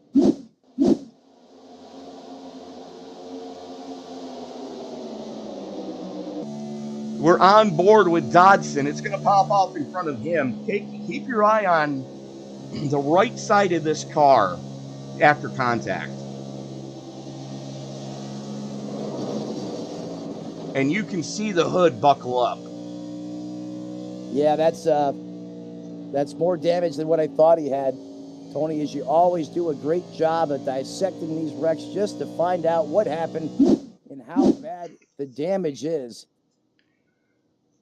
Dodson couldn't dodge it, and he's got his work cut out for him now as multiple cars again involved here.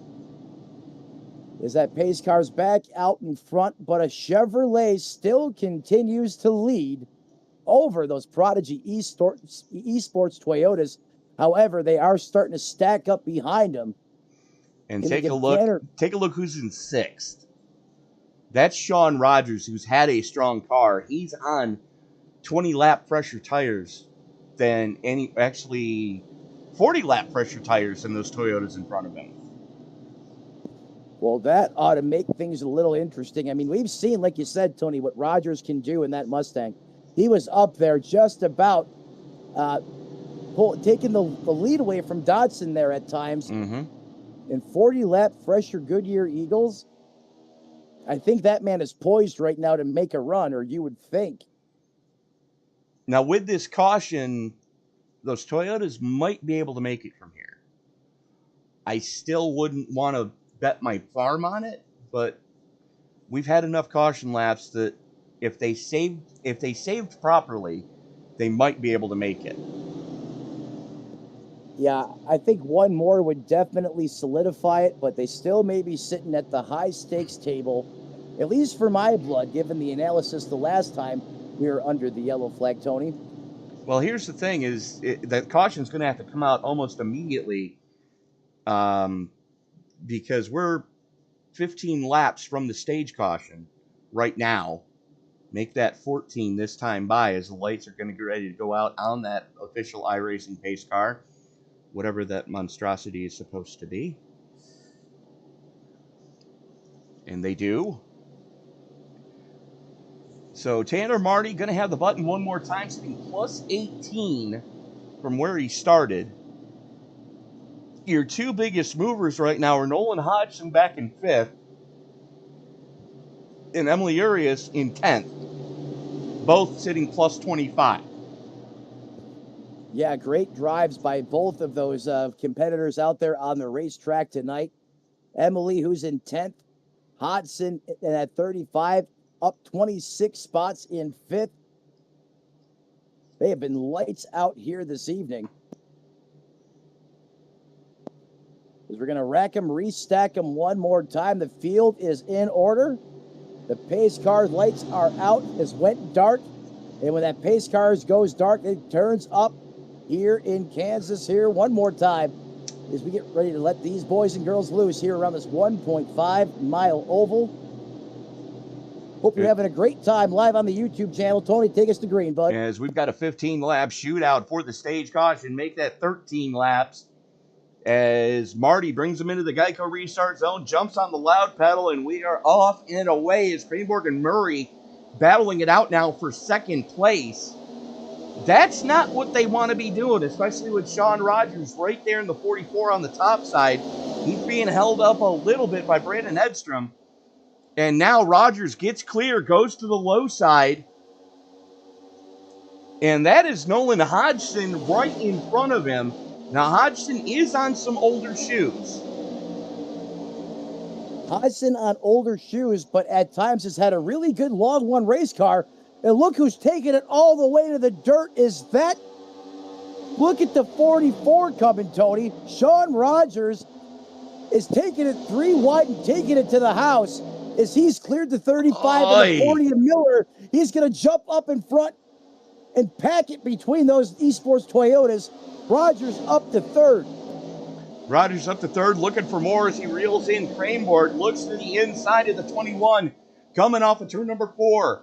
Marty in the lead by 0.2 of a second. Make that car length and a half of separation between Craneboard and Marty. Is now Rogers looking to the inside. Craneboard keeping it dialed up on the top shelf.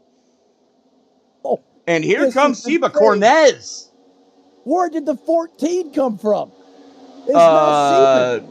He pit on lap 141. Same thing as the 44 did. As now Tanner Marty looking to collect his first green flag of the season. Green and white checker, that is. Rogers to the lead. Seba Cornez, fastest lap of the race. 30.81 last time by, as we are 3 wide per second. 3 wide for second. We got a tight bunch of cars at over 180 miles an hour going for broke as we start to wind down the stage as the 44 takes it all the way to the nosebleeds for the lead and rockets that Ford Mustang to the front. Ford and Chevy 1 and 2 here in Kansas. Tony, can you believe it? Look at the lap Emily Urias just laid down. 30.712, fastest lap of the event.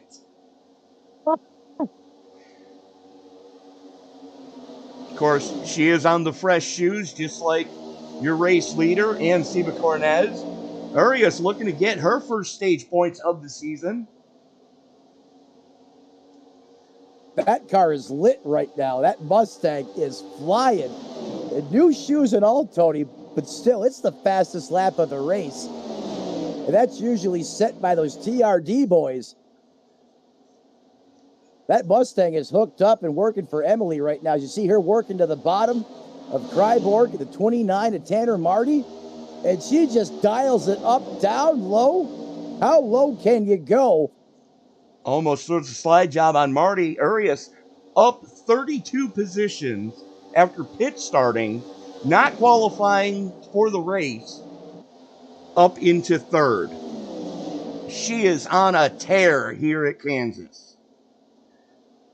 Another Iowa native that, just across the border in Newton, Iowa. I believe she told me one time she was closer to this speedway than she was the Iowa Speedway. But these guys are just picking them up, guys and gals picking them up and laying them down right now. So the Ford of Rogers, the Toyota of Cornez, and the Ford of Urias, the Toyota of Cranebourg, and the Chevy of Marty, your top 5 right now.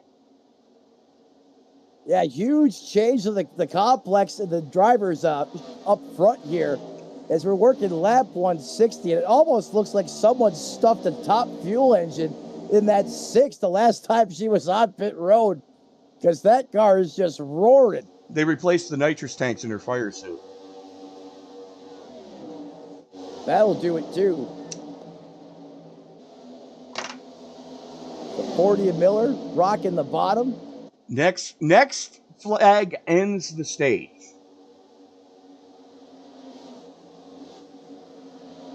As we are inside 5 to go for the stage caution. And I'll tell you right now, that's an angry pack of wolves. Alex Murray is trying to hold off as Cody Colley was last down on lap 143. Bob Nestor, Tim Cook, 141. John Crow, 141. So Murray's putting in overtime right now, and so is Marty, trying to hold off these hard chargers on the fresh shoes. Meanwhile, Cornez, Rogers, and Urias have just checked flat out. Oi!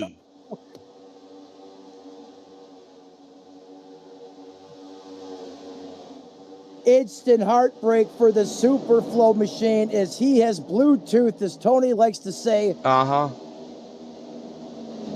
Yeah, that right front suspension arm is no longer attached. And he's just trying to hang on, get that thing out of the way, He's going to limp it down to pit road. Man, it looks Holy like a buzzsaw went cats. into the. I don't think he could turn the car. He's got to slow it way down.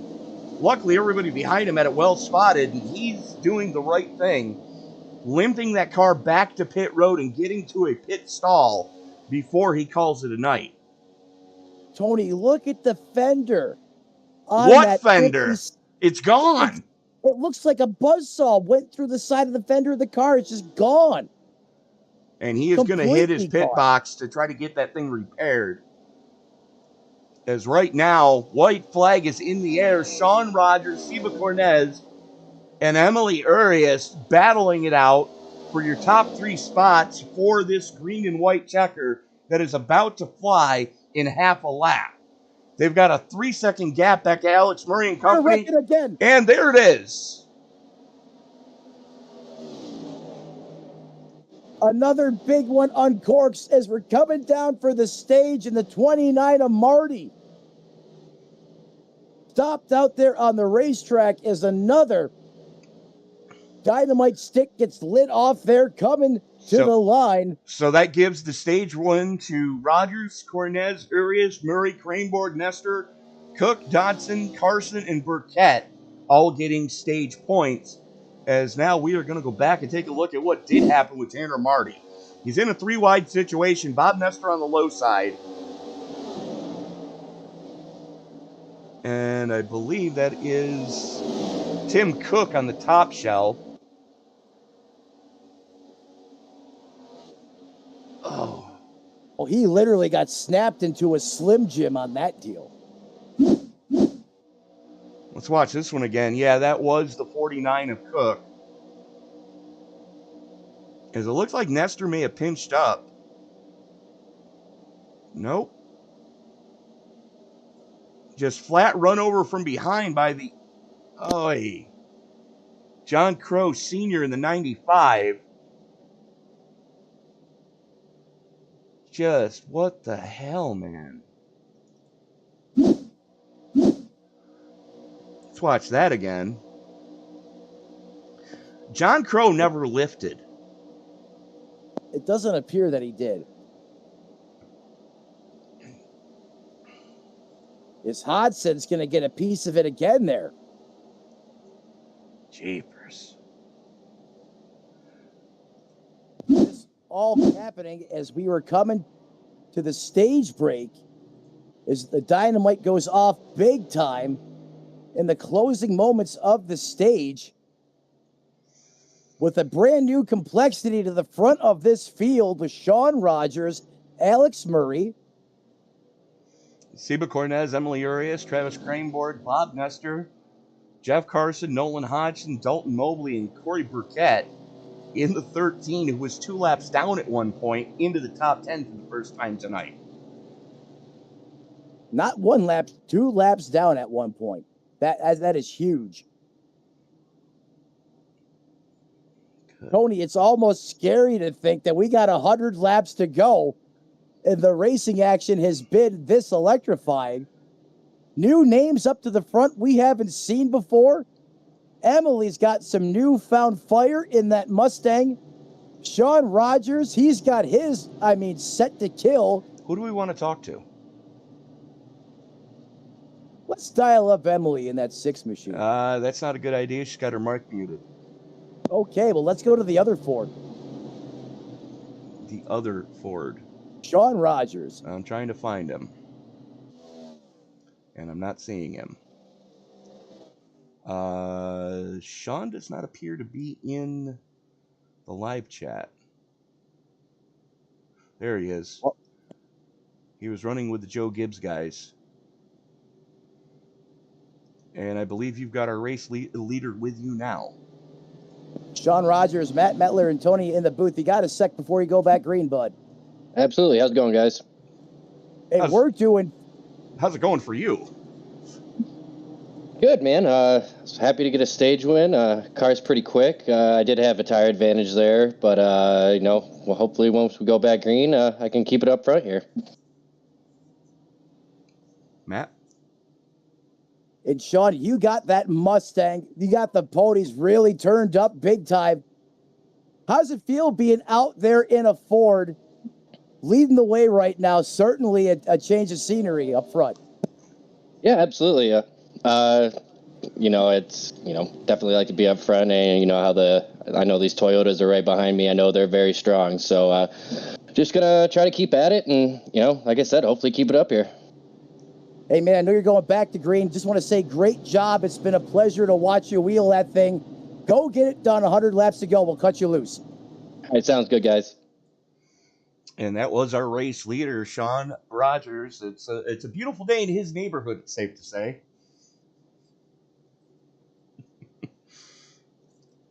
And I think I just broke Matt again.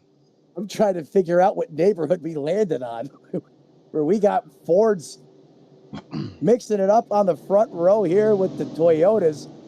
And Emily Urias up 31 spots in the 6th. We were talking about Mark Martin earlier. Maybe the spirit of Mark Martin's got something to do with this. I don't know. Take it away, Tony. Well, Roger's going to have the button as he brings him into the Geico restart zone. Where's he going to pull the trigger? There's where he pulls the trigger. Seba Cornez caught sleeping as Kranborg all over his back bumper. Emily Urias right on the tail of Alex Murray right now. And Seba Cornez is going to fall back to third. Urias making a bid for third. As Kranborg looking to figure out which lane is going to be the most advantageous. He's going to follow Urias through. Yeah, and Emily getting a huge push from the Cyborg himself, Kryborg, in the 21. That's going to help her clear and get the spot out in clean air. Now the Hornet's Nest right in back of Jeff Carson and company right there. The top 3 are clear. But, Tony, look at this battling on the racetrack. It is a Hornet's Nest. From 4th on back. Yeah, I would hate to see that in my rearview mirror because I kind of know what's about to happen. But let's hope it doesn't happen because these guys have way more skill than I do. Yeah, well said. Meanwhile, Jeremy Miller making some headway as he now falls in behind Dalton Mobley, the 00 Kavaja Holt right there as well, battling for the final spot in the top 10. And that is Bob Nestor caught on the top shelf. Mobley working the inside with Miller. And it's no quarter asked for, no quarter given for 8th, 9th, and 10th. Yeah, they are taking it to the cleaners right around that 9th place position as Mobley now continues to rebound. Remember, he was leading earlier out of that race. Oh, you want to talk about exploring the space on a racetrack. It doesn't get any closer than, oh my, no! Miller's going to come back. Yeah! Holt, nowhere to go, just takes a race car to the teeth, and that engine is done. Oh, the Caravaggio Holt just got smoked. Lit up, rolled up, puffed up, and passed. And Jeremy Miller has Bluetooth right front suspension. So that's going to take a while. Car parts falling in the grandstands after that one. Let's watch this one from high up above. So the 30 is going to get the run on Nestor.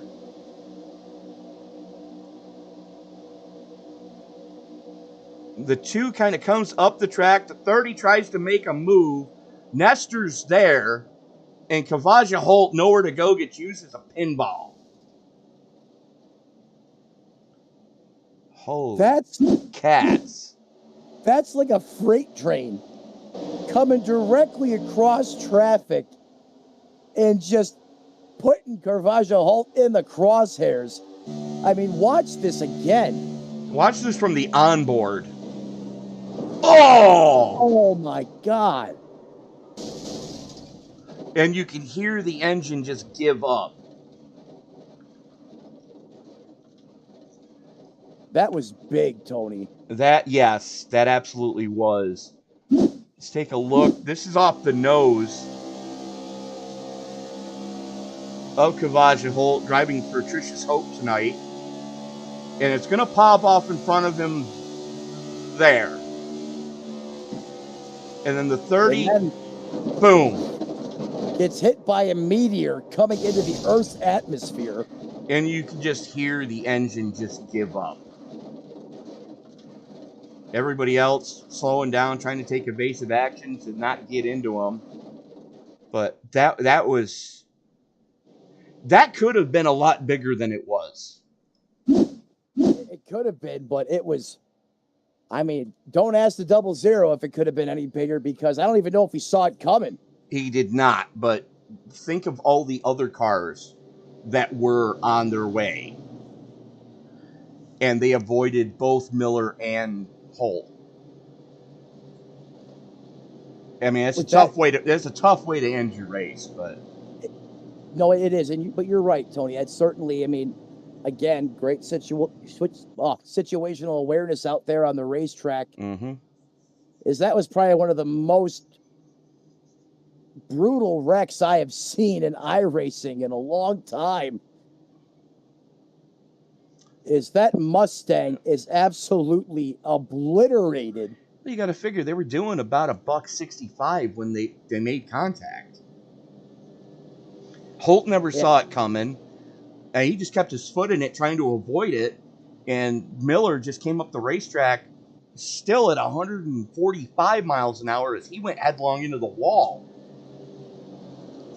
And I mentioned it before, but that's really our first. Thank God this is a simulator moment of the night. Because I can tell you what the last thing to go through Jeremy Miller's mind would have been, and would have been his own eyeballs. I mean, can you imagine being in the race car that got just sent off on a prayer like that, and knowing you're coming straight up head on into traffic? Knowing what's coming. At least the wall kept him on the track, as opposed to the Armco barrier that I hit one time, and it rolled me 200 yards down a hill into a river. Long story I'll explain after the race. Yeah, I mean, no one ever wants to be in that situation, especially in real life. That was the last time I was a driver. Yeah, I probably wouldn't have drove after that either. Oh, so those lights go back out on the pace car one more time, Tony. And I'll tell you what, this action has just been off the chain. And when there has been incidences on the racetrack, these drivers have done a miraculous job pointing themselves out of it. But the cars that have been in it, unfortunately, it has been just a smoke show. The last example of that was Caravaggio Holt in the 00. I mean, he had a strong Ford all night. His problem is wrong place, wrong time, or wrong place, right time. Let's think about it that way. Yeah, he's got my luck. Look at this. You got two Fords leading the bottom line. Rogers, Emily, Urias. Yeah, and 3 Chevys lined up stem to stern on the top shelf of Murray, Craneborg, and Cornez. Yeah, what could possibly go wrong here? This is uncharted territory. As that pace car pulls off, Rogers is going to rock the house as he's going to send it back through the floorboard as that Mustang leads the field back to green. What a restart there by Rogers. Urias not getting the getaway she was hoping for. She's now door-to-door with Craneborg, trying to hold on to third. Yeah, Miller's gets a great restart along with his teammate on the top shelf. And here comes the cavalry. Emily Urias going to wiggle there, get a little bit loose, going to cost her some momentum. Is now the Prodigy Esports boys all over the back of Sean Rogers. As they come through turns 3 and 4 through the dog leg at the start-finish line. Look at these cars fan out, Tony. We're picking right back off where we left off. We are at that, working 179 of 267. He's Matt Netler. I'm Tony Trapasso. Thank you so much for making this part of your Sunday evening. And if you want to not miss a single moment of action, I can English, I promise I can. If you want to not be on the outside looking in as to when races go off here on Sim Racing Media, we have content 7 nights a week now. The easiest thing to do is hit that subscribe button, turn on bell notifications, And be sure to like the videos. Every thumbs up a video gets, the more likely it is to be shared around the YouTube algorithm.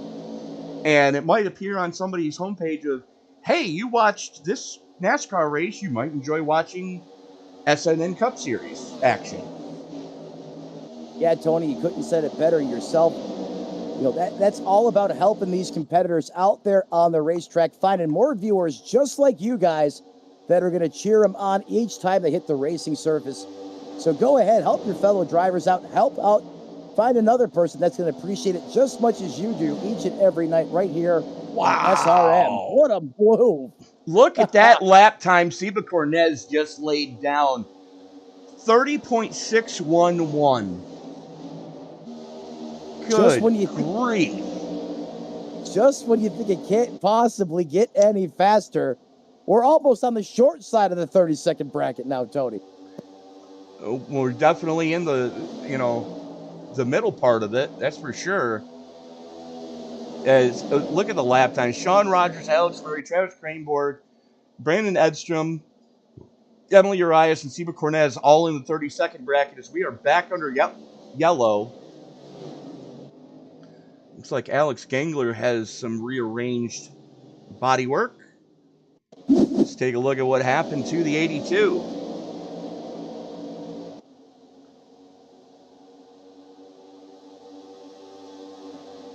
You see him on the top side there. He's going to pinch. The 53. Oi! Goodness. Another. That crash was shades of Jeff Gordon Pocono late 2001. When he exploded the brake rotor, correct, Tony? Exploded the brake rotor, and the only thing he could do is put it towards the grass to try to scrub up some speed. Lost 30 miles an hour, and that in the full containment seat that NASCAR made him use saved his life. Let's take a look at John Crow. John Crow Sr. He's behind all this, but he gets collected.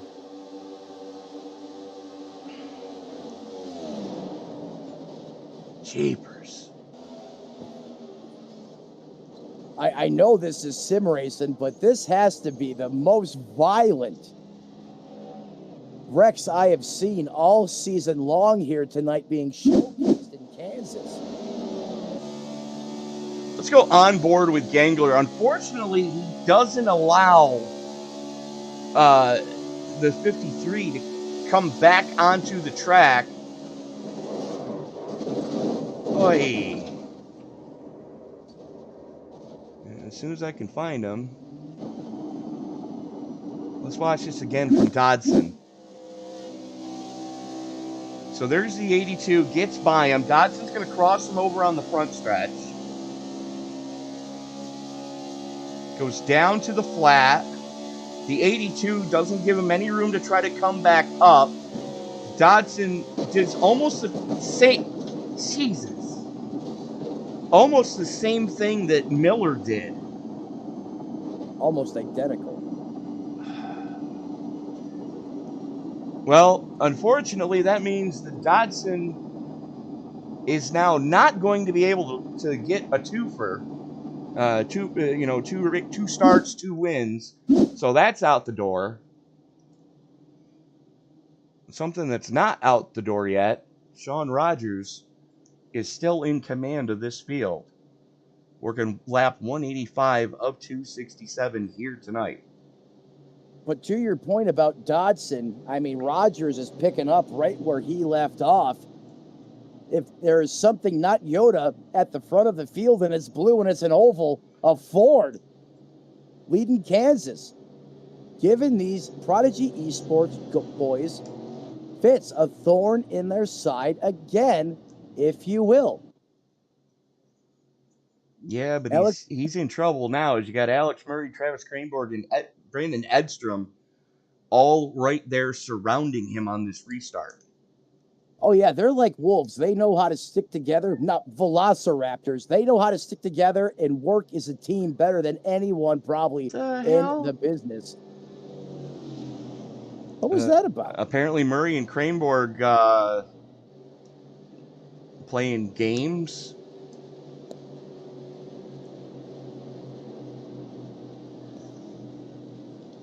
Craneborg got into Murray in 1 and 2. Murray got into Craneborg going into 3, and the light should be going out on the pace car this time by. Who knows? That could be code for something. But like you said, Tony, lights are out on the pace car. 186. That's the amount of laps that have been written into the history books. And I know Kansas is in the heart of Tornado Alley, and it has been EF5 catastrophic at times for cars out here on the racetrack. Is none of these cars being reused for competition as they are mangled. But yet a Ford continues to shine the way as the Velociraptors and Prodigy Esports have packed back up.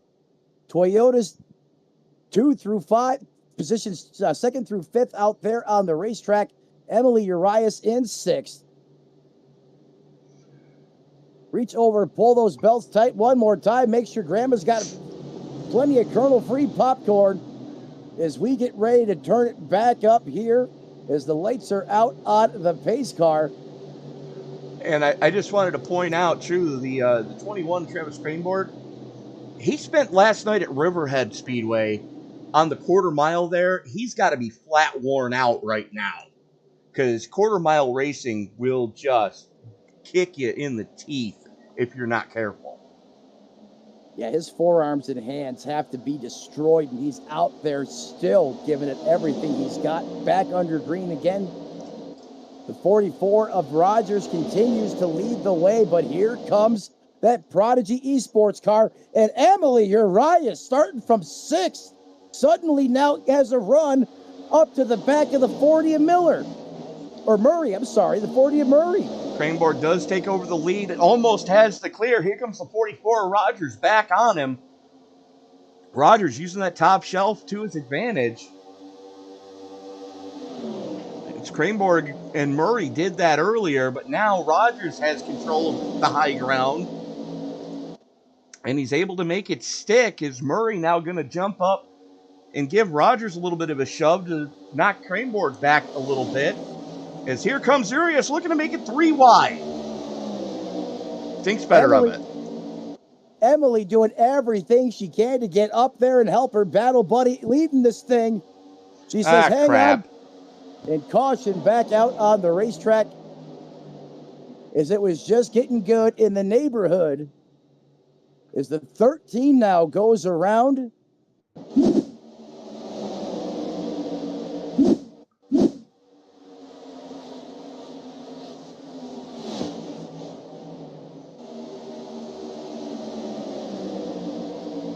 This is gonna, yep, there he goes. Doink. Car high, bud. That is 0 respect given.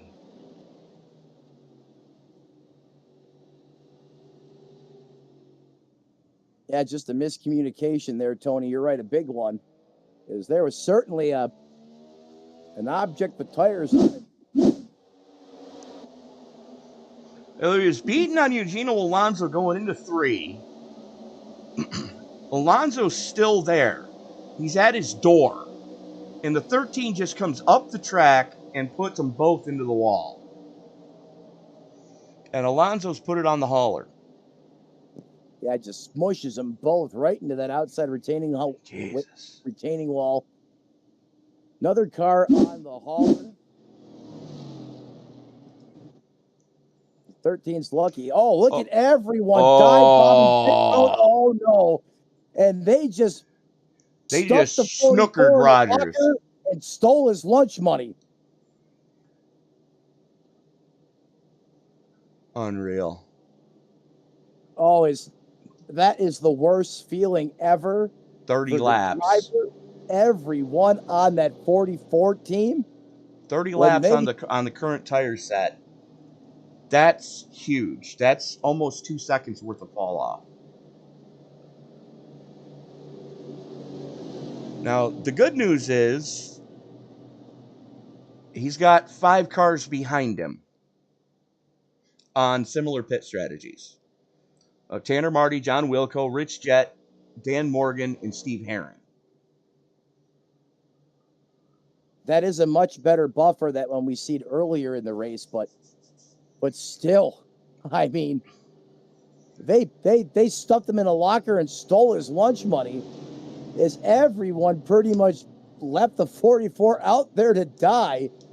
But like you said, Tony, the saving grace this time, you have a buffer now with other competitors, the Chevrolets basically, on the same pit cycle, same pit strategy before those 4 fresh good years. There goes that. There goes the buffer. Yeah, that's gone. Yeah, now you got Tanner Marty and Dan Morgan. And Travis Cranborg going to restart in 4th, second car on the outside lane behind Tanner Marty. Unreal. Yeah, there goes all the foam padding out of the seat insert, if you will. Oh, that's when you break your hand on the roof. It's a great way to put it. And use words and phrases that we're not allowed to use on the air. Yep. Good grief, this is going to suck. But Sean Rogers, you got to embrace the suck sometimes. But, you know, in spite of that, still, I mean, he's having one heck of a night here tonight. Well, if you look at what's behind him, Tanner Marty and Dan Morgan were both down on lap 183. So they have about 20 lap newer tires than Rogers does, but 10 lap older tires than Travis Cranborg and everybody behind him. Certainly Rogers wants to see, you know, Marty and Dan Morgan give those fresh tires a heck of a time trying to get around him. He just wants to see them battle like heck. But, I mean, it's only a matter of time before, I mean, we know who has the fresh tires. We know what's coming. But that's the best thing, that's the best help Rogers can see out there on the racetrack is those 20-lap fresher tires doing everything they can to make it hard for those Toyotas to get back by. Because if they do, I mean, I don't care who you got in that race car. That is a huge deficit. That's what, a second and a half of fall off, Tony? From where Rogers is to where Cranborg's going to be, yeah. You're about a second and a half, almost 2 seconds.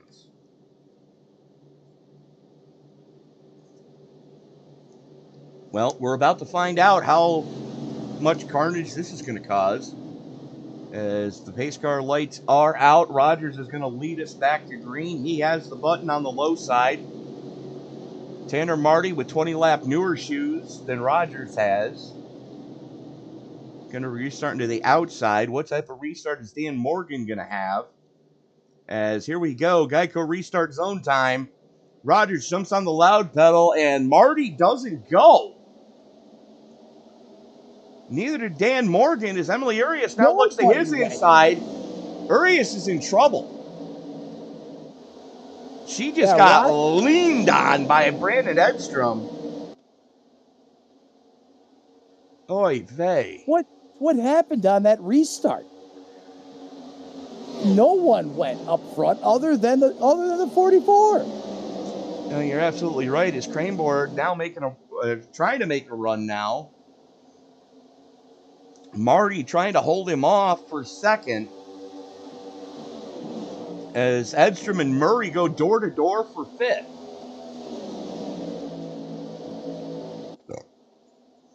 I know Rogers needed a prayer, but my God, he got one answered on that restart because that really just bottlenecked everyone trying to come up through the gearbox there.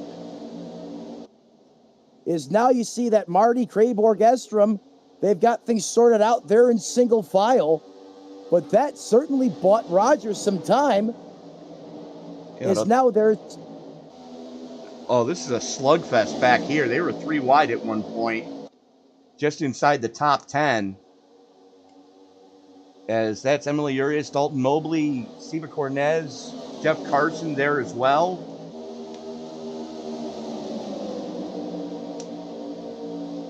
Yeah, Emily Urias was getting a little dancy there just as we cut back to her when you were calling the action there, Tony. Mobley right there as well, really starting to put the pressure on. The 9 of Carson to the bottom. Mobley sticking right with the 6 up top. Drag race down the back and go back to the front. And here come those Toyotas, Tony.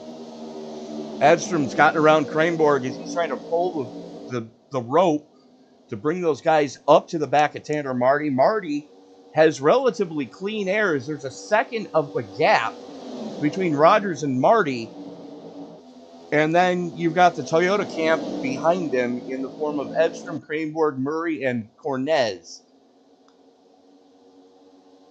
Yeah, but without a shadow of a doubt, that Toyota Fury Prodigy Esports is coming. But that crazy, bizarre restart has allowed Rogers to get a 1.24 second gap. Look at the bump draft going on there as he was really sending the 74 of Estrup into the corner. Just going to basically blast his buddy past the 29 of Marty on the top side. And now the 74 of Estrom clears. Here comes the 40 of Murray. Murray and Marty door to door going through 3 and 4. Murray with the nose out front as unfortunately Marty is going to fall back to Kraneborg. And he pinches down a little too much. He's got to remember, side drafting those Prodigy Esports Toyotas, that's a death now. You're going to slow down more than they will if you try to side draft them.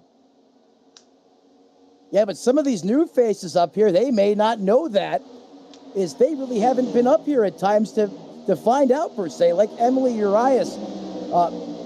Some people just don't know because they haven't been in this position yet. But you're right, Tony. That is a wicked weapon in that camp. If you dare side draft one of those guys, it's going to give them the advantage.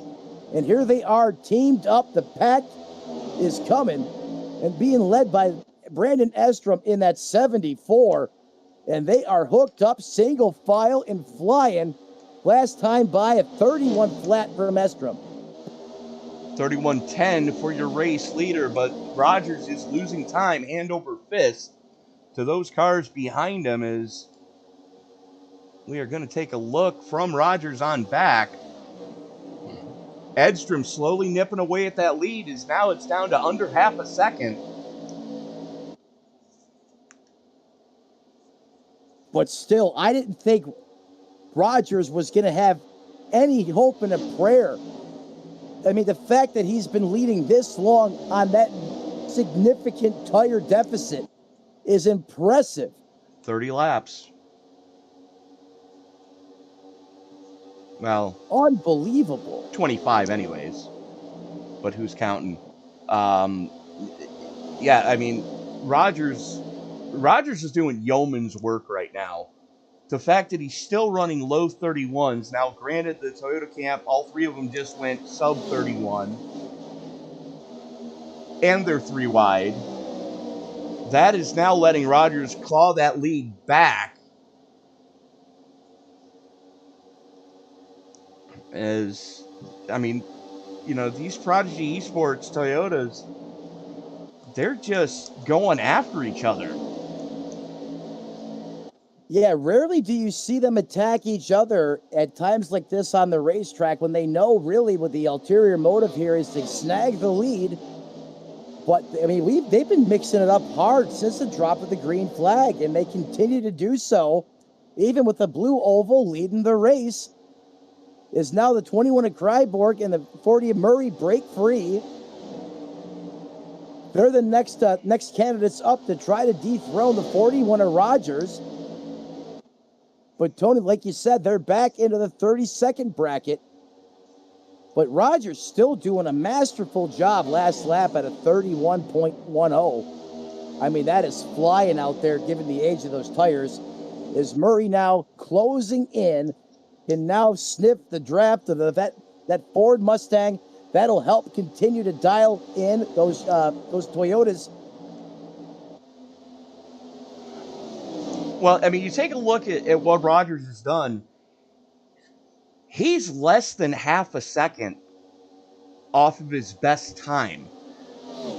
After this many laps, that's impressive.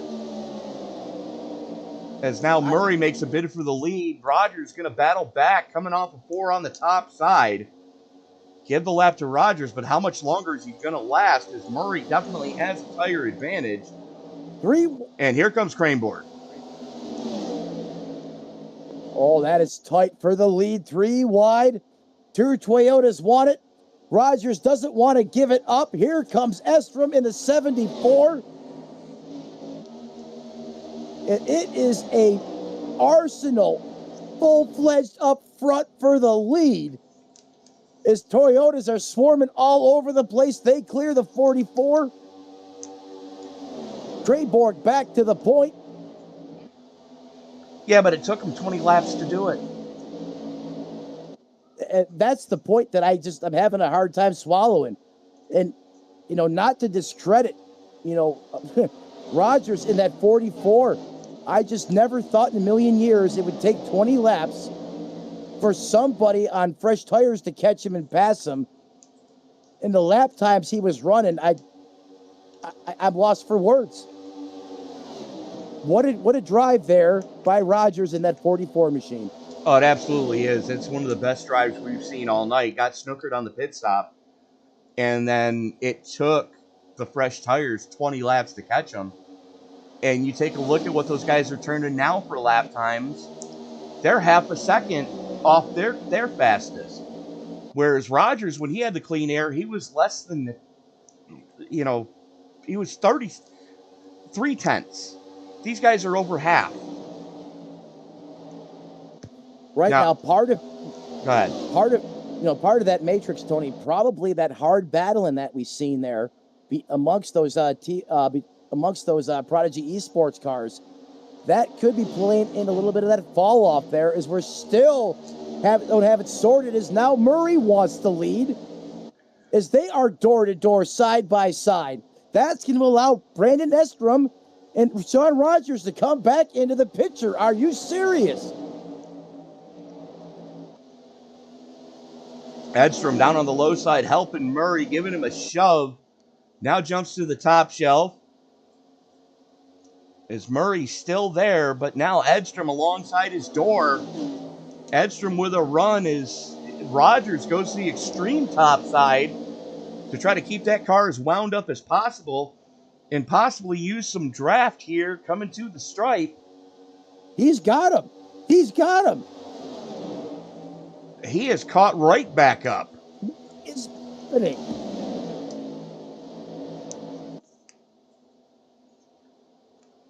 Now the only thing that Rogers has to worry about is he's got 30 laps of fuel.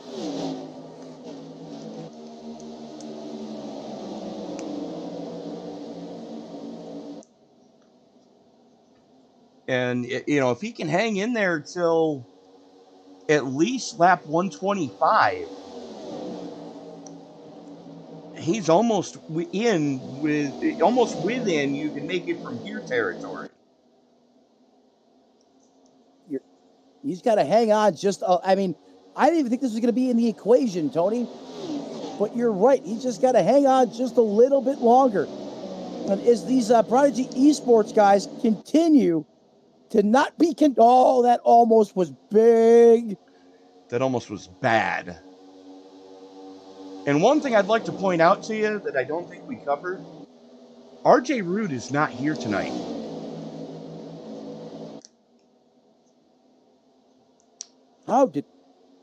Tony, this action has been so crazy. Mm-hmm. I can't even believe I forgot 69 time isn't out here tonight, but you're right, he's not. Second place in points is a no-show here at Kansas. So that is going to cost him some points. As Cranebourne right now is up on a podium-paying position, and he's been in points-paying spots for both stage breaks. I'll tell you. And that means that going into next week at Darlington, Craneboard can, sit at home and go on a picnic with his mom and enjoy some ice cream. Has some mint chocolate chip. Oh, no. What you do is you got to order a black and white. You're from Buffalo. What the hell?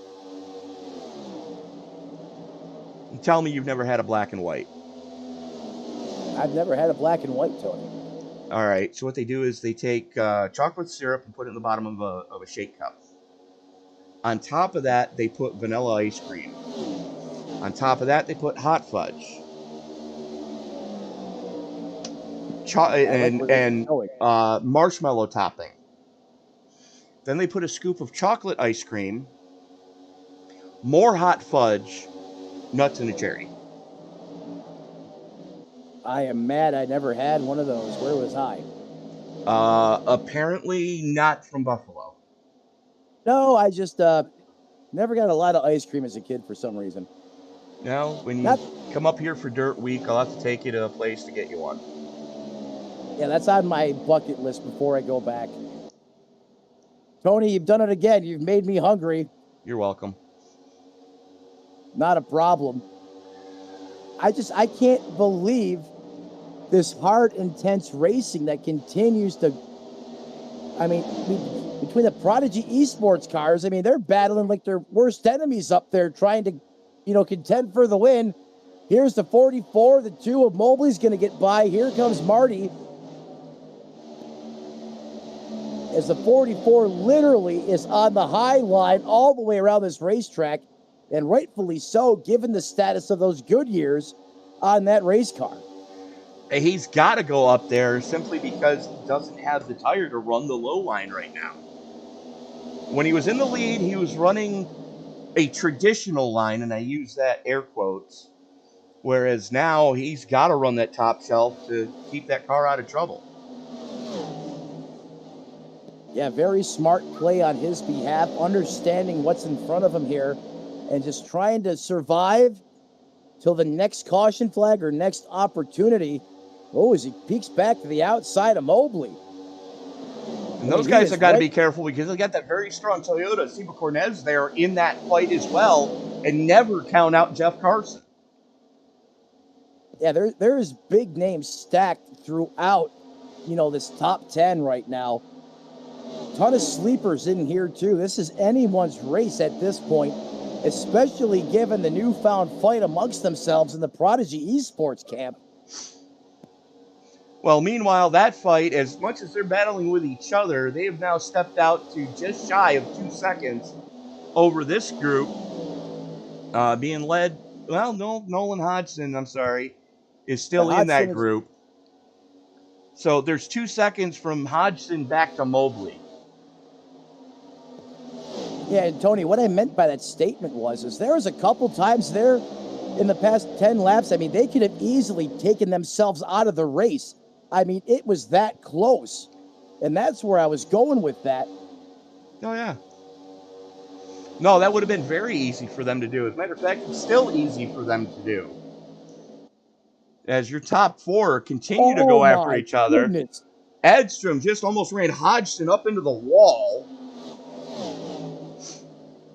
Good And grief. while that was happening, did you see the 21 doing the jig there? That back end was squirrely as you could possibly be in Dryborg's race car. Oh, yeah, no, he absolutely was. But he kept his thing pointed in the right direction because he didn't get it past 10 degrees of off-center. And that's what I've done the math on this, and it's 10 degrees yaw of the back end from the front end that really screws up the aero on these cars. And Tony, if I can ask you this, what is the difference between skew and yaw? Skew is when you crab walk the car. Yaw is when the car just, the back end washes out. Copy. Skew is done purposely. Think back to Jeff Gordon and the Godzilla car for the Winston 21, no, 99. Or Sam Hornish Jr. then, right? In Right. that COT era. Right. And that's done purposely because those cars were designed with a wing and a spoiler on the back, whereas these cars, there's not a lot of rear spoiler. And if I can get a good shot, let me see if we can get a shot here. Yeah, it's almost non-existent.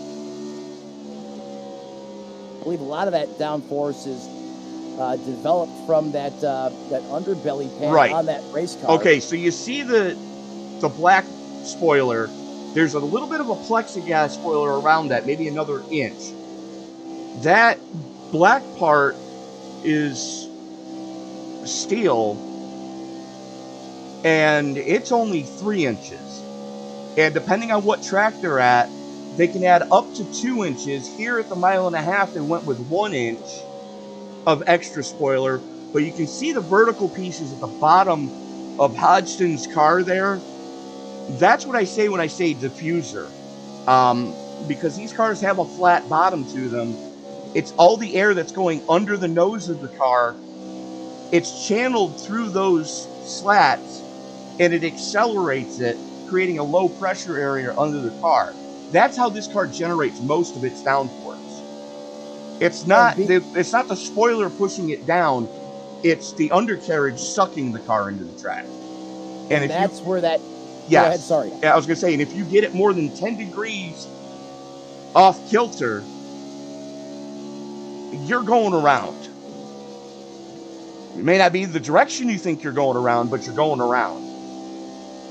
Right, and when you lose it, it is gone quick, fast, and in a hurry. And that's the difference between skew, because if you have 10 degrees of skew in the car, it's built into the race car. Right. And that 10 degrees is what absolutely kills you. Tony, thank you for that. You murdered that question, in my opinion.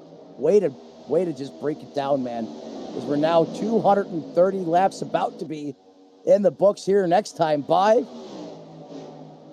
is the 13. Now is caught the 35. And he is a lap down. That is Corey Burkett. He just came down pit road on lap 121. So we're seeing the green flag pit stops happen. We're within you can make it from here territory. Or in the words of the water boy, you can do it from here. 3 wide. Oh, no. Whew. Okay, then. That had bad intentions written all over it. Either that or cruel intentions, like the movie. And you know who's still out on track? He's coming pit side now. Sean Rogers. I would have thought he would have been in 10, 15 laps ago, but nope. 231. What the actual hell do they have on that car for fuel injection? Was some run. But if we go back to the point, the 40 in the house, carrying the torch. He is your leader. Murray piloting that car. Oh! No! Hodgson just got it slowed down in time. Hodgson brought it in hot as he stops in his box. He had to. And he's going to have to hustle it off as well as Tim Cook joins him on pit road. Meanwhile, Murray, Kranborg, Edstrom, Marty, Cornez, Carson all have to come down. Marty, your highest running non-Toyota, currently sits in 4th place as he's Edstrom's bringing it pit side now. Marty's coming pit side. Cornez, Carson, and Mobley all come pit side as well. Yeah, you would have to think, Tony, not to cut you off there, that everyone on the lead lap now is going to be coming within the next lap or two, given the fall off with this You have Goodyear to. Eagle. I mean, you're looking at now we're up to a 2.5 seconds after 40 laps. Murray comes in to cut off the undercut. The 71 is going to bring it pit side of Dave Fruit. Murray's in, Craneborg's in, Gaskin stays out, Nestor stays out, Regal stays out. Well, there you go. It's an SRM battle. Oh, Because Regal almost got into Urias. oh, To be at the water cooler tomorrow for that conversation. oh, I want a bird's eye view of that one. Oh man, did that just happen? Yeah, they almost just took each other out. Urias up into third, and she's going to have to come in soon to be able to use this last set of tires to an advantage. Meanwhile, go ahead. Say the clock is ticking, like you were saying, Tony, for Emily. She's going to have to come in within this next lap or so to really stay within the same scope that your front runners, the top 5, top 10 have been on, because mainly that time differential. I mean, you're talking about a 1.5 seconds plus a speed on the racetrack in the race car. So each lap you stay out there, you're giving up anywhere from 1.5 seconds to almost 2 seconds by staying out. Well, we're almost 30 laps and we're under caution. Oh my God, this changes everything.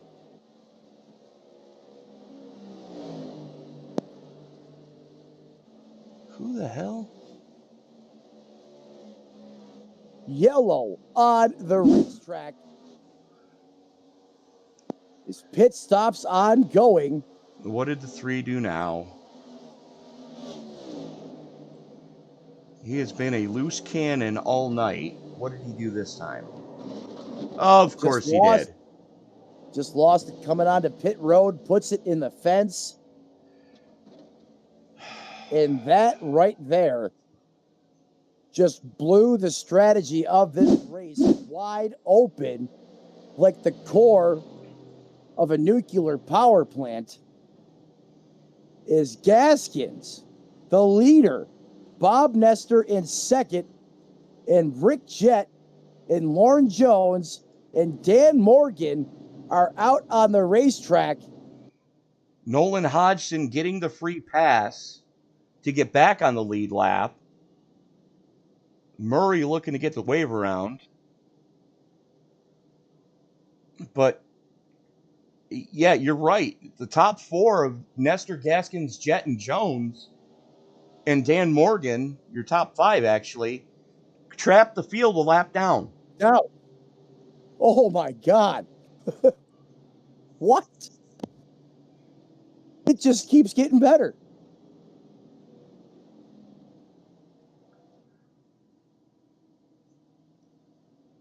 The legacy Unreal. of Dodson last week continues to shine through. If you can do it, we can do it too. You know, I'm still waiting for a league to run the Roval here because, I mean, let's face it, everybody needs a little wang in their racing. For those of you wondering what I'm talking about, there's the infield road course. Tell me what that looks like.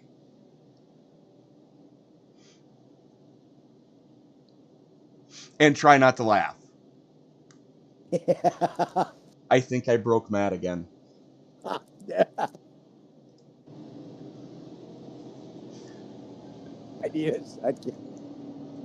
So Matt Gaskin's doing his best Ryan Martin impression in the Fireball Camaro.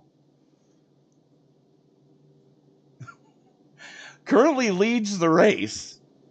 Won the battle off pit road with one of the quickest pit stops of the night. 1483 in his box. The only other one better than that would have been Tanner Marty with a 4172. Or sorry, 1472. And we've got a ton of cars that got trapped a lap down.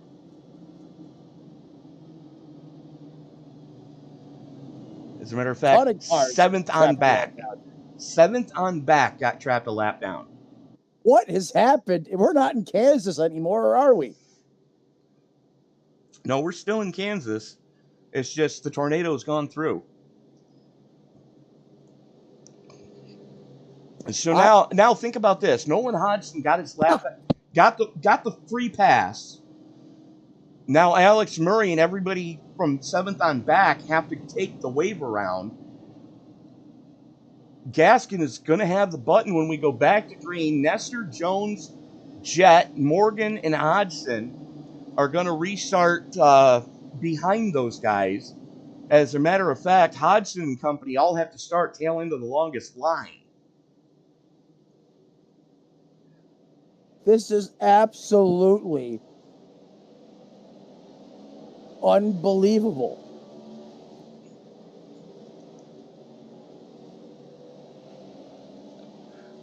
I never would have guessed this. Unfathomable. Bob Nestor, Matthew Gaskins, Lauren Jones, and Rich Jett and Dan Morgan are going to be your top 5 when we go back to green. And look at that Dodge Charger behind Gaskins. So Gaskins Chevy, Nestor's Toyota, Lauren Jones is Dodge. In the Hemi. With the Hemi. And Rich Jett Chevy are going to start your top 4 positions. I don't believe it. So pumped up for these guys. This is awesome. You'll love to see this. It's always nice to see a big change. You can't deny strong performance in those Toyotas, but this is now a short track Saturday night shootout as we've got 27 laps left in this one. Matthew Gaskins takes them back to green in the Chevrolet, coming up through the gearbox in tow. Bob Nestor, Lauren Jones, and Rick Jett as we are back to the hot side out here on the racetrack. Does a sleeper come up here and steal one in Kansas? Does a usual suspect have time to rebound? We're about to find out. As Gaskins is dialing up around this 1.5-mile oval, and Bob Nestor and Rick Jett and company are in close tow. Oh, Emily Urias gets pancaked into the wall. Why can I We not? stay green. Why do I not find her? There she is. Oh, she is way off pace, and that car is crabbing badly. But you're right. We stay green, as this is your battle at the front of this piece. Nestor, Jett, and Jones have not gotten away from each other. Meanwhile, Gaskins has stepped out to a half a second. That is a lap car, the 13 of Corey Burkett, who is currently 1 lap down. He's looking to get his lap back the hard way. Unreal. This is just...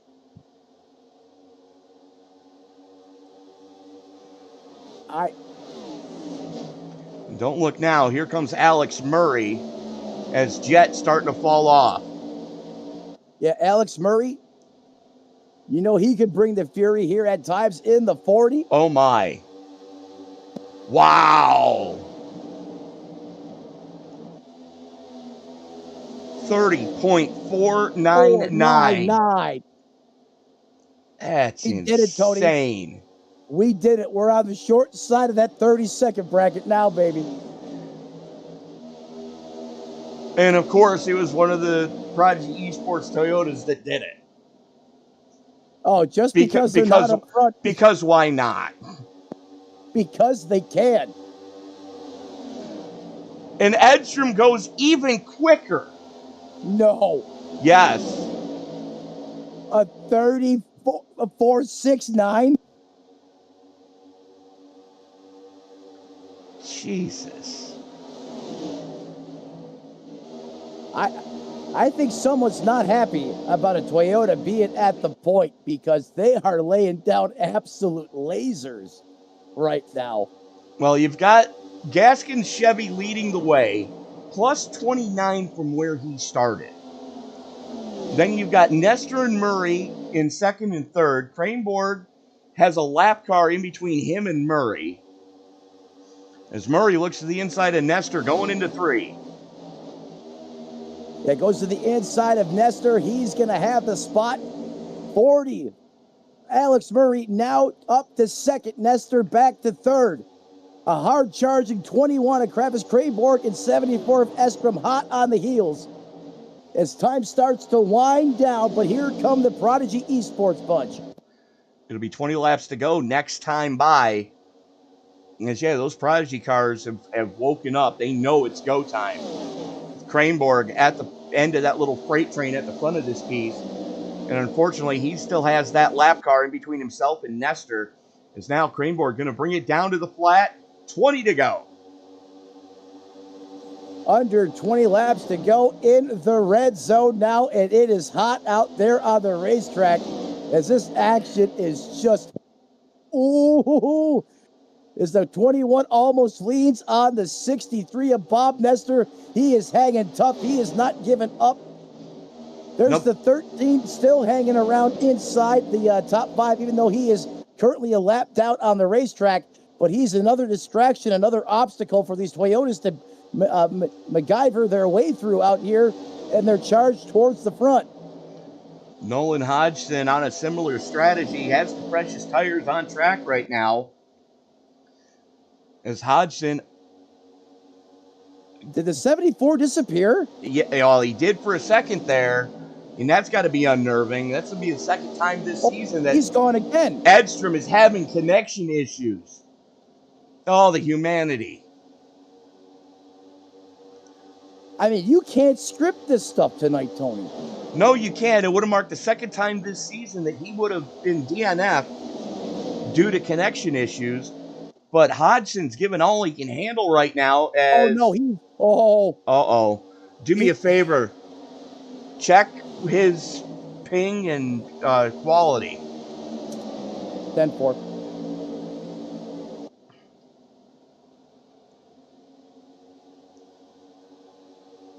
His ping and quality is actually beautiful. It has to be a server issue, Tony. I mean, his ping is 66 and his quality is 100. And he's from New Hampshire. That's the closest you're going to get to Boston of anybody here. I don't have an explanation for it. His ping and quality is beautiful.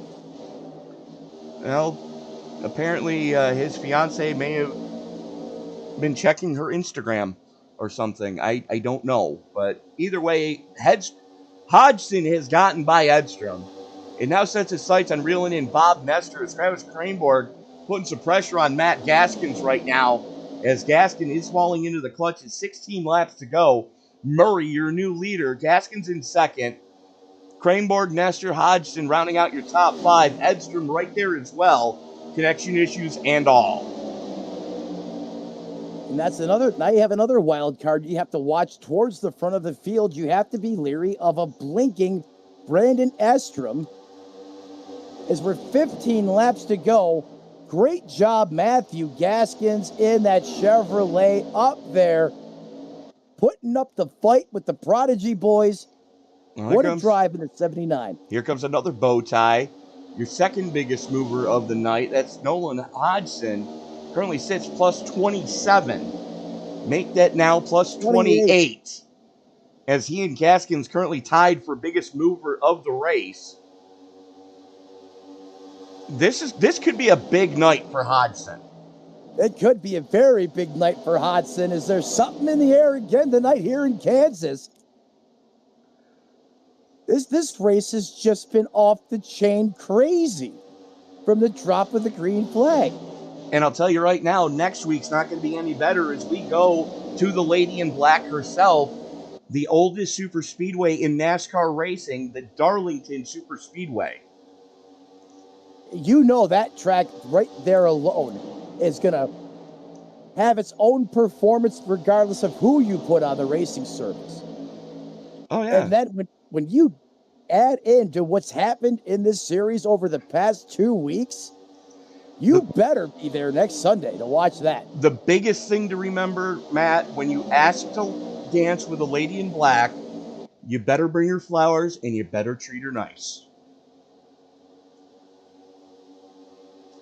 Because she'll backhand you in no time if you're not. She will bitch slap you into next week if you're not careful. Meanwhile, Alex Murray running the top line, coming through the corners. Gaskin and Hodgson starting to chip into his lead here with 12 to go. Gaskin and Hodgson may have been laying back in the early part of this run. Yeah, they're coming. They're running the 40 of Murray back down. The other two Toyotas, they're touching behind them of SRM and Kryborg. Oh, yeah, they're definitely leaning on each other. Bob Nestor's right there to pick up the pieces. And that's Siva Cornez back into the fray as well.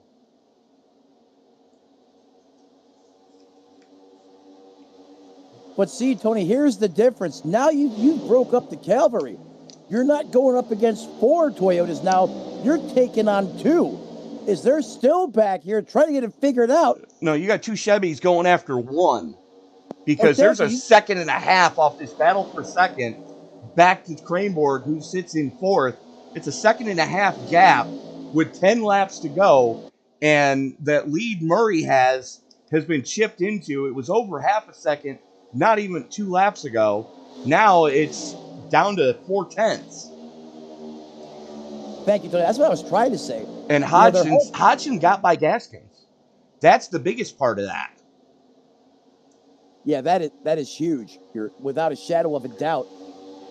But where's where I'm going with this, Tony? Their philosophy has always been together, we are better. But now they're not together. Now you have the enemy. You got 2 Mitsubishi Zeros per se on the back of your P51 Mustang. No, those are Messerschmitts, bud. Or Messerschmitts. Those are Messerschmitts 182s, the first jet-powered fighter. You know your World War II history. I do, my friend. Is there anything you don't know? How to date a woman and not have her want to kick me in the nuts before 2 months in. And I've broken Matt for the 3rd time tonight. You can't do that with 8 to go. I just did. Hodgson within 2 car lengths of Murray right now. I smell blood in the water as Murray is starting to struggle, as now Hodgson right along door to door coming through 1 and 2. Hodgson about to potentially make the biggest move of his season in that Camaro. He's got it slicked out black. Perhaps it's that way for a reason, as he is now swarming the back of Alex Murray. I never thought it would be possible for Prodigy Esports or a Toyota to be denied 2 weeks in a row. But as the handshake lap is on the horizon, the 35 of Hodgson has something to say about it late in this one. Tony, can it happen again? It possibly could, but he's got to go up to that second lane. The bottom shelf is not going to do him any good. He's got it almost match Murray run for run coming off of 4 if he's going to have any shot at it, as he's still door to door with him. Hodgson's going to have a little bit of an advantage going into 1, but Murray gets such a run off of 2 and 4 that it's not going to matter. Perhaps he's trying to negate the side draft advantage by staying that far off the 40, but I agree, Tony, you got to get up there. You have to put more pressure just like that on Murray than what he's been doing. You can't just let that 40 roam free. Oh! It's in the wall. He takes out the 35. The 35 saves it. I don't believe it. The 35 is still going around the racetrack. Here comes Gaskins in the 79.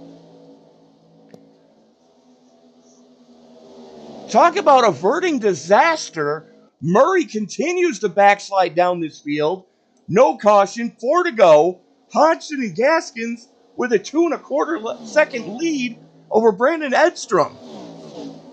This is going to be the second week in a row that Edstrom has finished on the podium, but not in the top spot. Oh no, the 21 in the wall.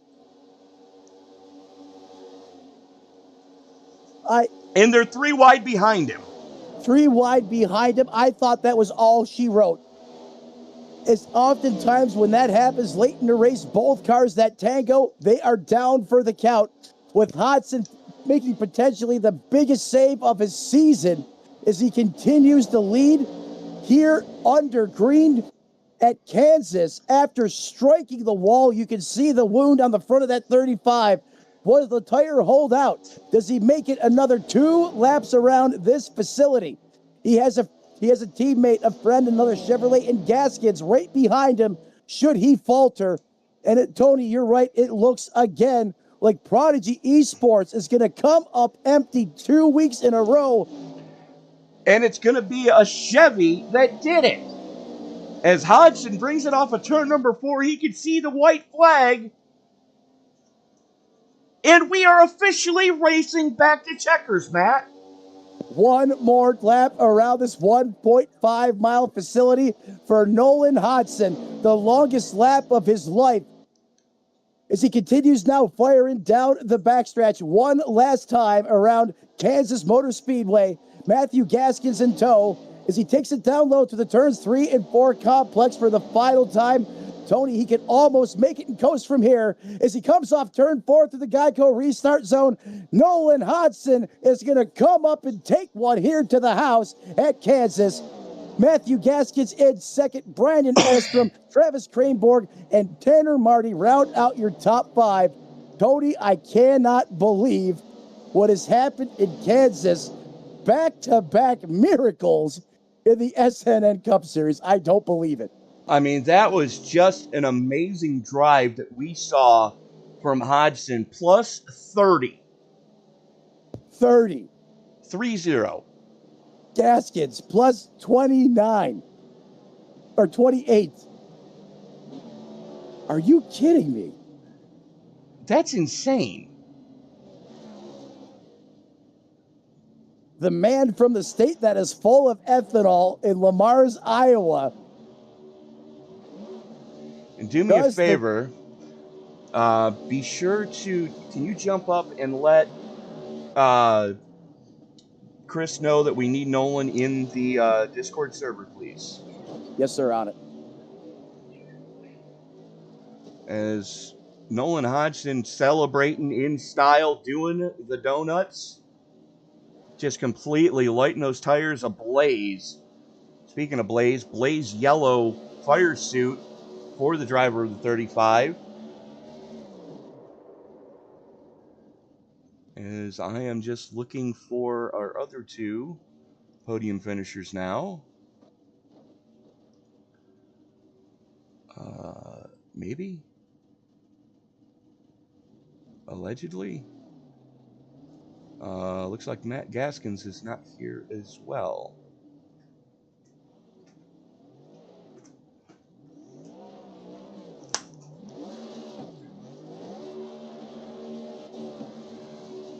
But, all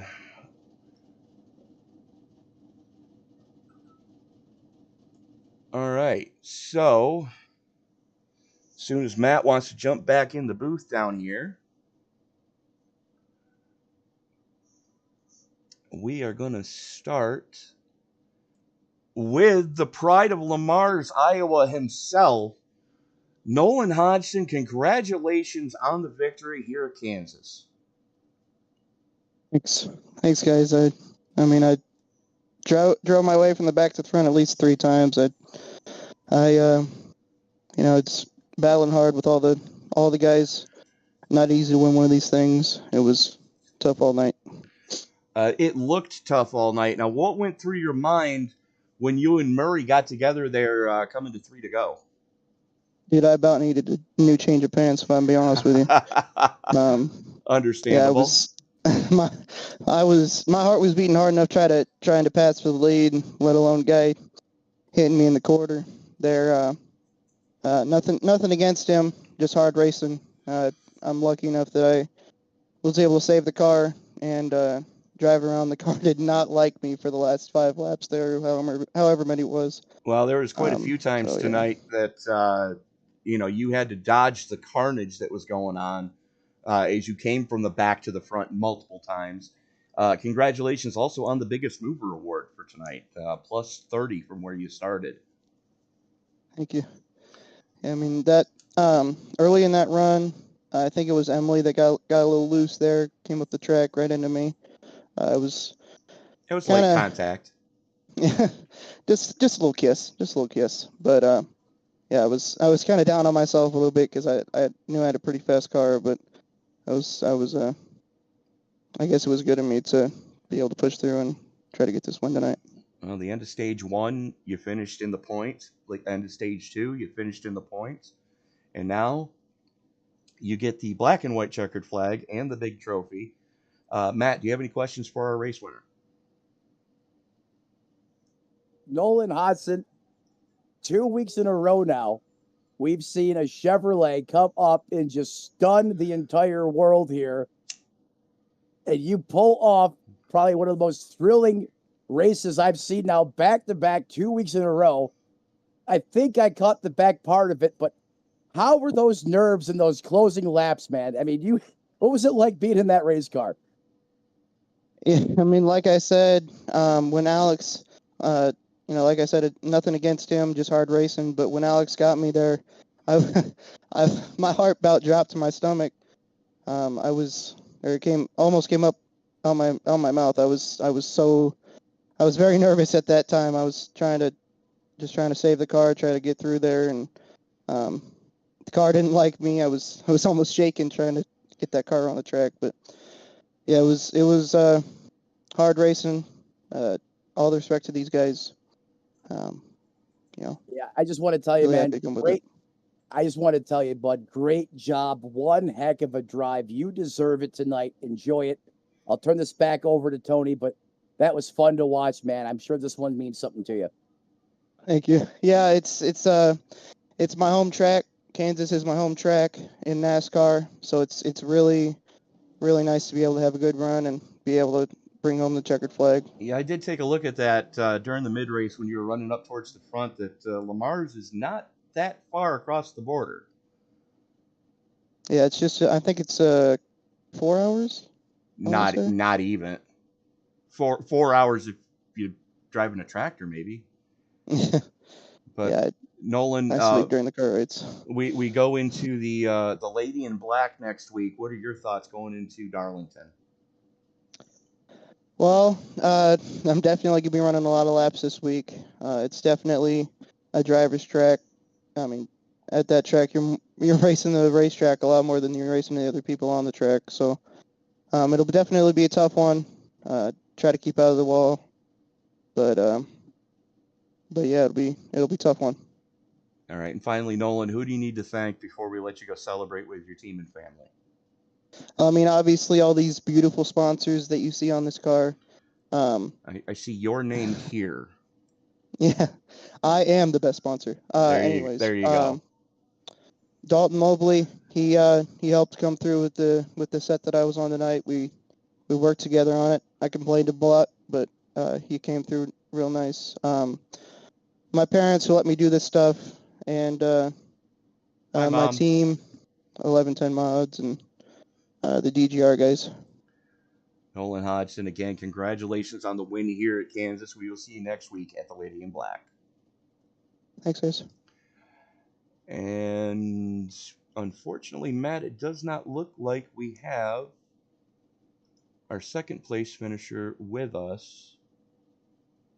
So I believe joining you now is the first member of the Toyota contingent who finished in third. Brandon Estrom, Matt and Tony up in the SRM booth. You got me, bud. Oh, absolutely. How's it going, gentlemen? Woo! You tell us. You tell us, man. Dude, let me tell you, I was actually just talking to Race Control Tom, and I was like, Tom, did you see me send it 4 wide going into 1 after stage 2? And man, listen, the race today in real life at Kansas was absolutely phenomenal. The race tonight, first of all, big shout out to Nolan. I mean, yesterday when we commentated the 100% series, I specifically made a note. I was like, Nolan is going to be the man to watch tomorrow in SNN. And he had the long run speed, the short run speed, the medium run speed. I don't know what we could have done different to stop him, but like I said last week, it's great for the league, right? Like, the Prodigy finishes okay, but Nolan, he's a good friend of ours. We love him. So I love to see him win. I know he's had some bad luck here and there in both series. So to see him win is really, really, really awesome. I'm just glad that I brought it home P3. I killed the tires the first run, second, third, fourth, fifth, sixth, however many cautions we had. I killed the tires. Track temp was like 114 at one point, so I'm just glad to be in here talking to you guys. That's my goal every week. As long as I get to talk to you guys, I'm happy. Brandon, you're such a pleasure to have up here in the broadcast booth. You're just so energetic, so positive. And now that you guys are on the Sharing is Caring tour, as Hodson now gets his day in the spotlight, I mean, this race from start to finish, I mean, back-to-back weeks now have just been over the top. I mean, what was that like out on the racetrack? Because I mean, even you Toyotas, you guys were just mixing it up from the drop of the green flag. I mean, there was hard carnage on the racetrack at times. I mean, walk me through this race as you're trying to navigate your way through it. And that 4 wide, oh my God, that was insane. I mean, before the race, me, Alex, Nick, Travis, and, Jeremy's with field filler, but he's technically under Prodigy during the week. We pretty much had a sit-down meeting, and we said, boys, this week, I'm sorry, but screw you. I'm running my own race. And Alex and Travis put on a show at the front early on.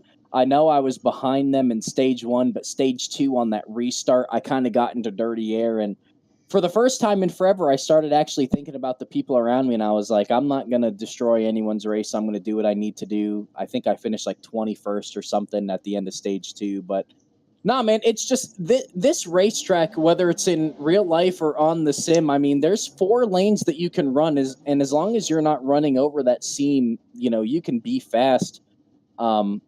But I mean, overall, just a great day for Prodigy Esports. I'm glad to bring it home P3. Shout out to Shamrock Auto Care, P1 Coffee. I got a whole list, boys. Hold on, I might have to tab out and go look at this list. Ryko Performance. Yeah. There, man. Shout them out. Yeah, Ryko. Let's see. Let me scroll down the Discord. Simrat Market. Yep, BRTV. I commentate for them Tuesdays and Saturdays. Ryko, Your Change. But the biggest one that I want to give a shout out to, actually this week, when I was back in high school, my mom had atypical carcinoma lung cancer. She's actually operating with a lung and a half, so big shout out to her. But the Center of Excellence Network actually reached out to me this week, said they wanted to sponsor me. My mom actually paid on their behalf. It's a fundraiser for lung cancer. So if anybody that suffers from lung cancer, had lung cancer in remission, anything along those lines, feel free to give a big shout out to Center of Excellence Network for lung cancer. They'll be on the car next week. I have a really good throwback paint scheme planned for Darlington. Should be really fun, but I got to give big shout out to you guys as well. I mean, you guys put on a fantastic broadcast every week. Tony, Matt, you guys are, super polite to us all week. Regardless of the circumstances, you guys always have a smile on your face, whether we put on a horrible show or a great one. So big shout out to you guys at SRM. We love you guys. We appreciate everything you do for us. And I hope to be back in here next week after Darlington. Well, there he is, ladies and gentlemen, the absolutely electrifying Brandon Estrom from Springfield, not Missouri, Vermont, from the Northeast. Hey, fun fact before you let me go. About 10 years ago, actually way back 10 years ago at this point, in 2008, when the Simpsons movie came out, there was a it's crazy. There was a national voting competition for every single Springfield in the United States, and somehow the 8,000 population Springfield, Vermont won the Simpsons vote for the official hometown of Springfield, and the only thing we have in downtown is a big-ass statue of Homer Simpson's hand holding a strawberry donut. So, of course you did. Well, yeah, dude, it's the only thing we got. Well, Brandon, do you want the good news now? Yeah, hit me with the good news, bud. Well, with RJ Root not being here tonight, you just took over second place in the points. It's funny you say that. So RJ, before the race yesterday, was drinking Dayquil, and RJ usually doesn't get sick very often. So when he's drinking Dayquil, I know something's up. And about 2 hours before the race, he said, "Hey, guys, I'm not going to be able to race tonight." And I said, "Well, that sucks for you because I'm going to take over P2. I wanted it to be legitimate, but now it feels almost illegal." So your shot. That's a shame on RJ, bro. I don't care if you're sick. You should be here, But wow. no, but I appreciate you guys making me laugh every week. Being able to come in here and talk to you guys 3 weeks in a row means a lot. Shout out to Nolan, and shout out to Matthew, who finished P2, Travis P4 behind me, Tanner, Seba. Everybody ran an awesome race tonight. It was awesome. I'll certainly go back and watch it. Do you want to do the rest of the finishing order for us? Oh, dude, I mean, if you want, we have Dave Fugue Jr. rounding out. No. So, I love this guy. Hey, God bless you guys. Good Have a good rest of your night. I'm going to get out of your hair and hope to hear from you guys again soon. All right, Brandon, congratulations. We'll see you next week. Thanks, boss. So let's pick up where he left off, shall we? Dave Krug Jr. in 7th, Dalton Mobley in 8th, Bob Nestor and Sean Rogers rounding out your top 10. Jeff Carson, Dave Regal in 12th, Tim Cook, Rich Jett, Lauren Jones rounding out your top 15. Where is it? There it is. Dan Morgan and Chris Claude rounding out the top half of the field. Matt? Do we have Matt? And we don't have Matt. So Corey Burkett, John Wilco rounding out your top 20. Now, mind you, Chris Claude was the last car on the lead lap in 18th. Corey Burkett, John Wilco, Steve Herring, all one lap down. Ron Fitting, Alex Murray finished 3 laps down at the end of that piece after having a disastrous 4 to go. Brian Tarnowski, Emily Urias, Eugenio Alonso, John Crow Sr., Carl Dodson, Kavasha Holt, and Cody Colley running out your top 30. Ryan Samuelson. The hell? Cody Colley there in 30th, Ryan Samuelson 31st, Nick Stein in 32nd, 33rd belongs to Brandon Loomis, 34th, Alex Princeton, and rounding out the top 35, Tony, Jeremy Miller. Oh, that rounds out the field, but it looks like Miller got a Dairy Queen award. Yeah, I was kind of confused seeing him way back there. That's what I said. What the hell about? Yeah, that's a disqualification for Miller. That's not gonna help the point standings at all going into next week. Yeah, it's going to have certainly big implications for Miller for sure going up against the lady in black. That's not what he wants to see. Certainly with what's to come around the corner here, Tony. But I mean, how about this race here tonight? I mean, we always knew with the talent in this field, these guys were capable of putting on epic performances. And now in back-to-back weeks, I mean, they have just completely stunned me with the competition and what is unfolded on the racetrack. We have seen 3 Chevys and 2 Fords lead at different times tonight. It was just an incredible thing to watch. And, if this is any indication of what we're going to see from this part of the season moving on, folks, you don't want to miss next week as we go to Darlington. The Lady in Black, it's going to be the throwback race, the proverbial Southern 500 of iRacing here in SNN Cup Series action.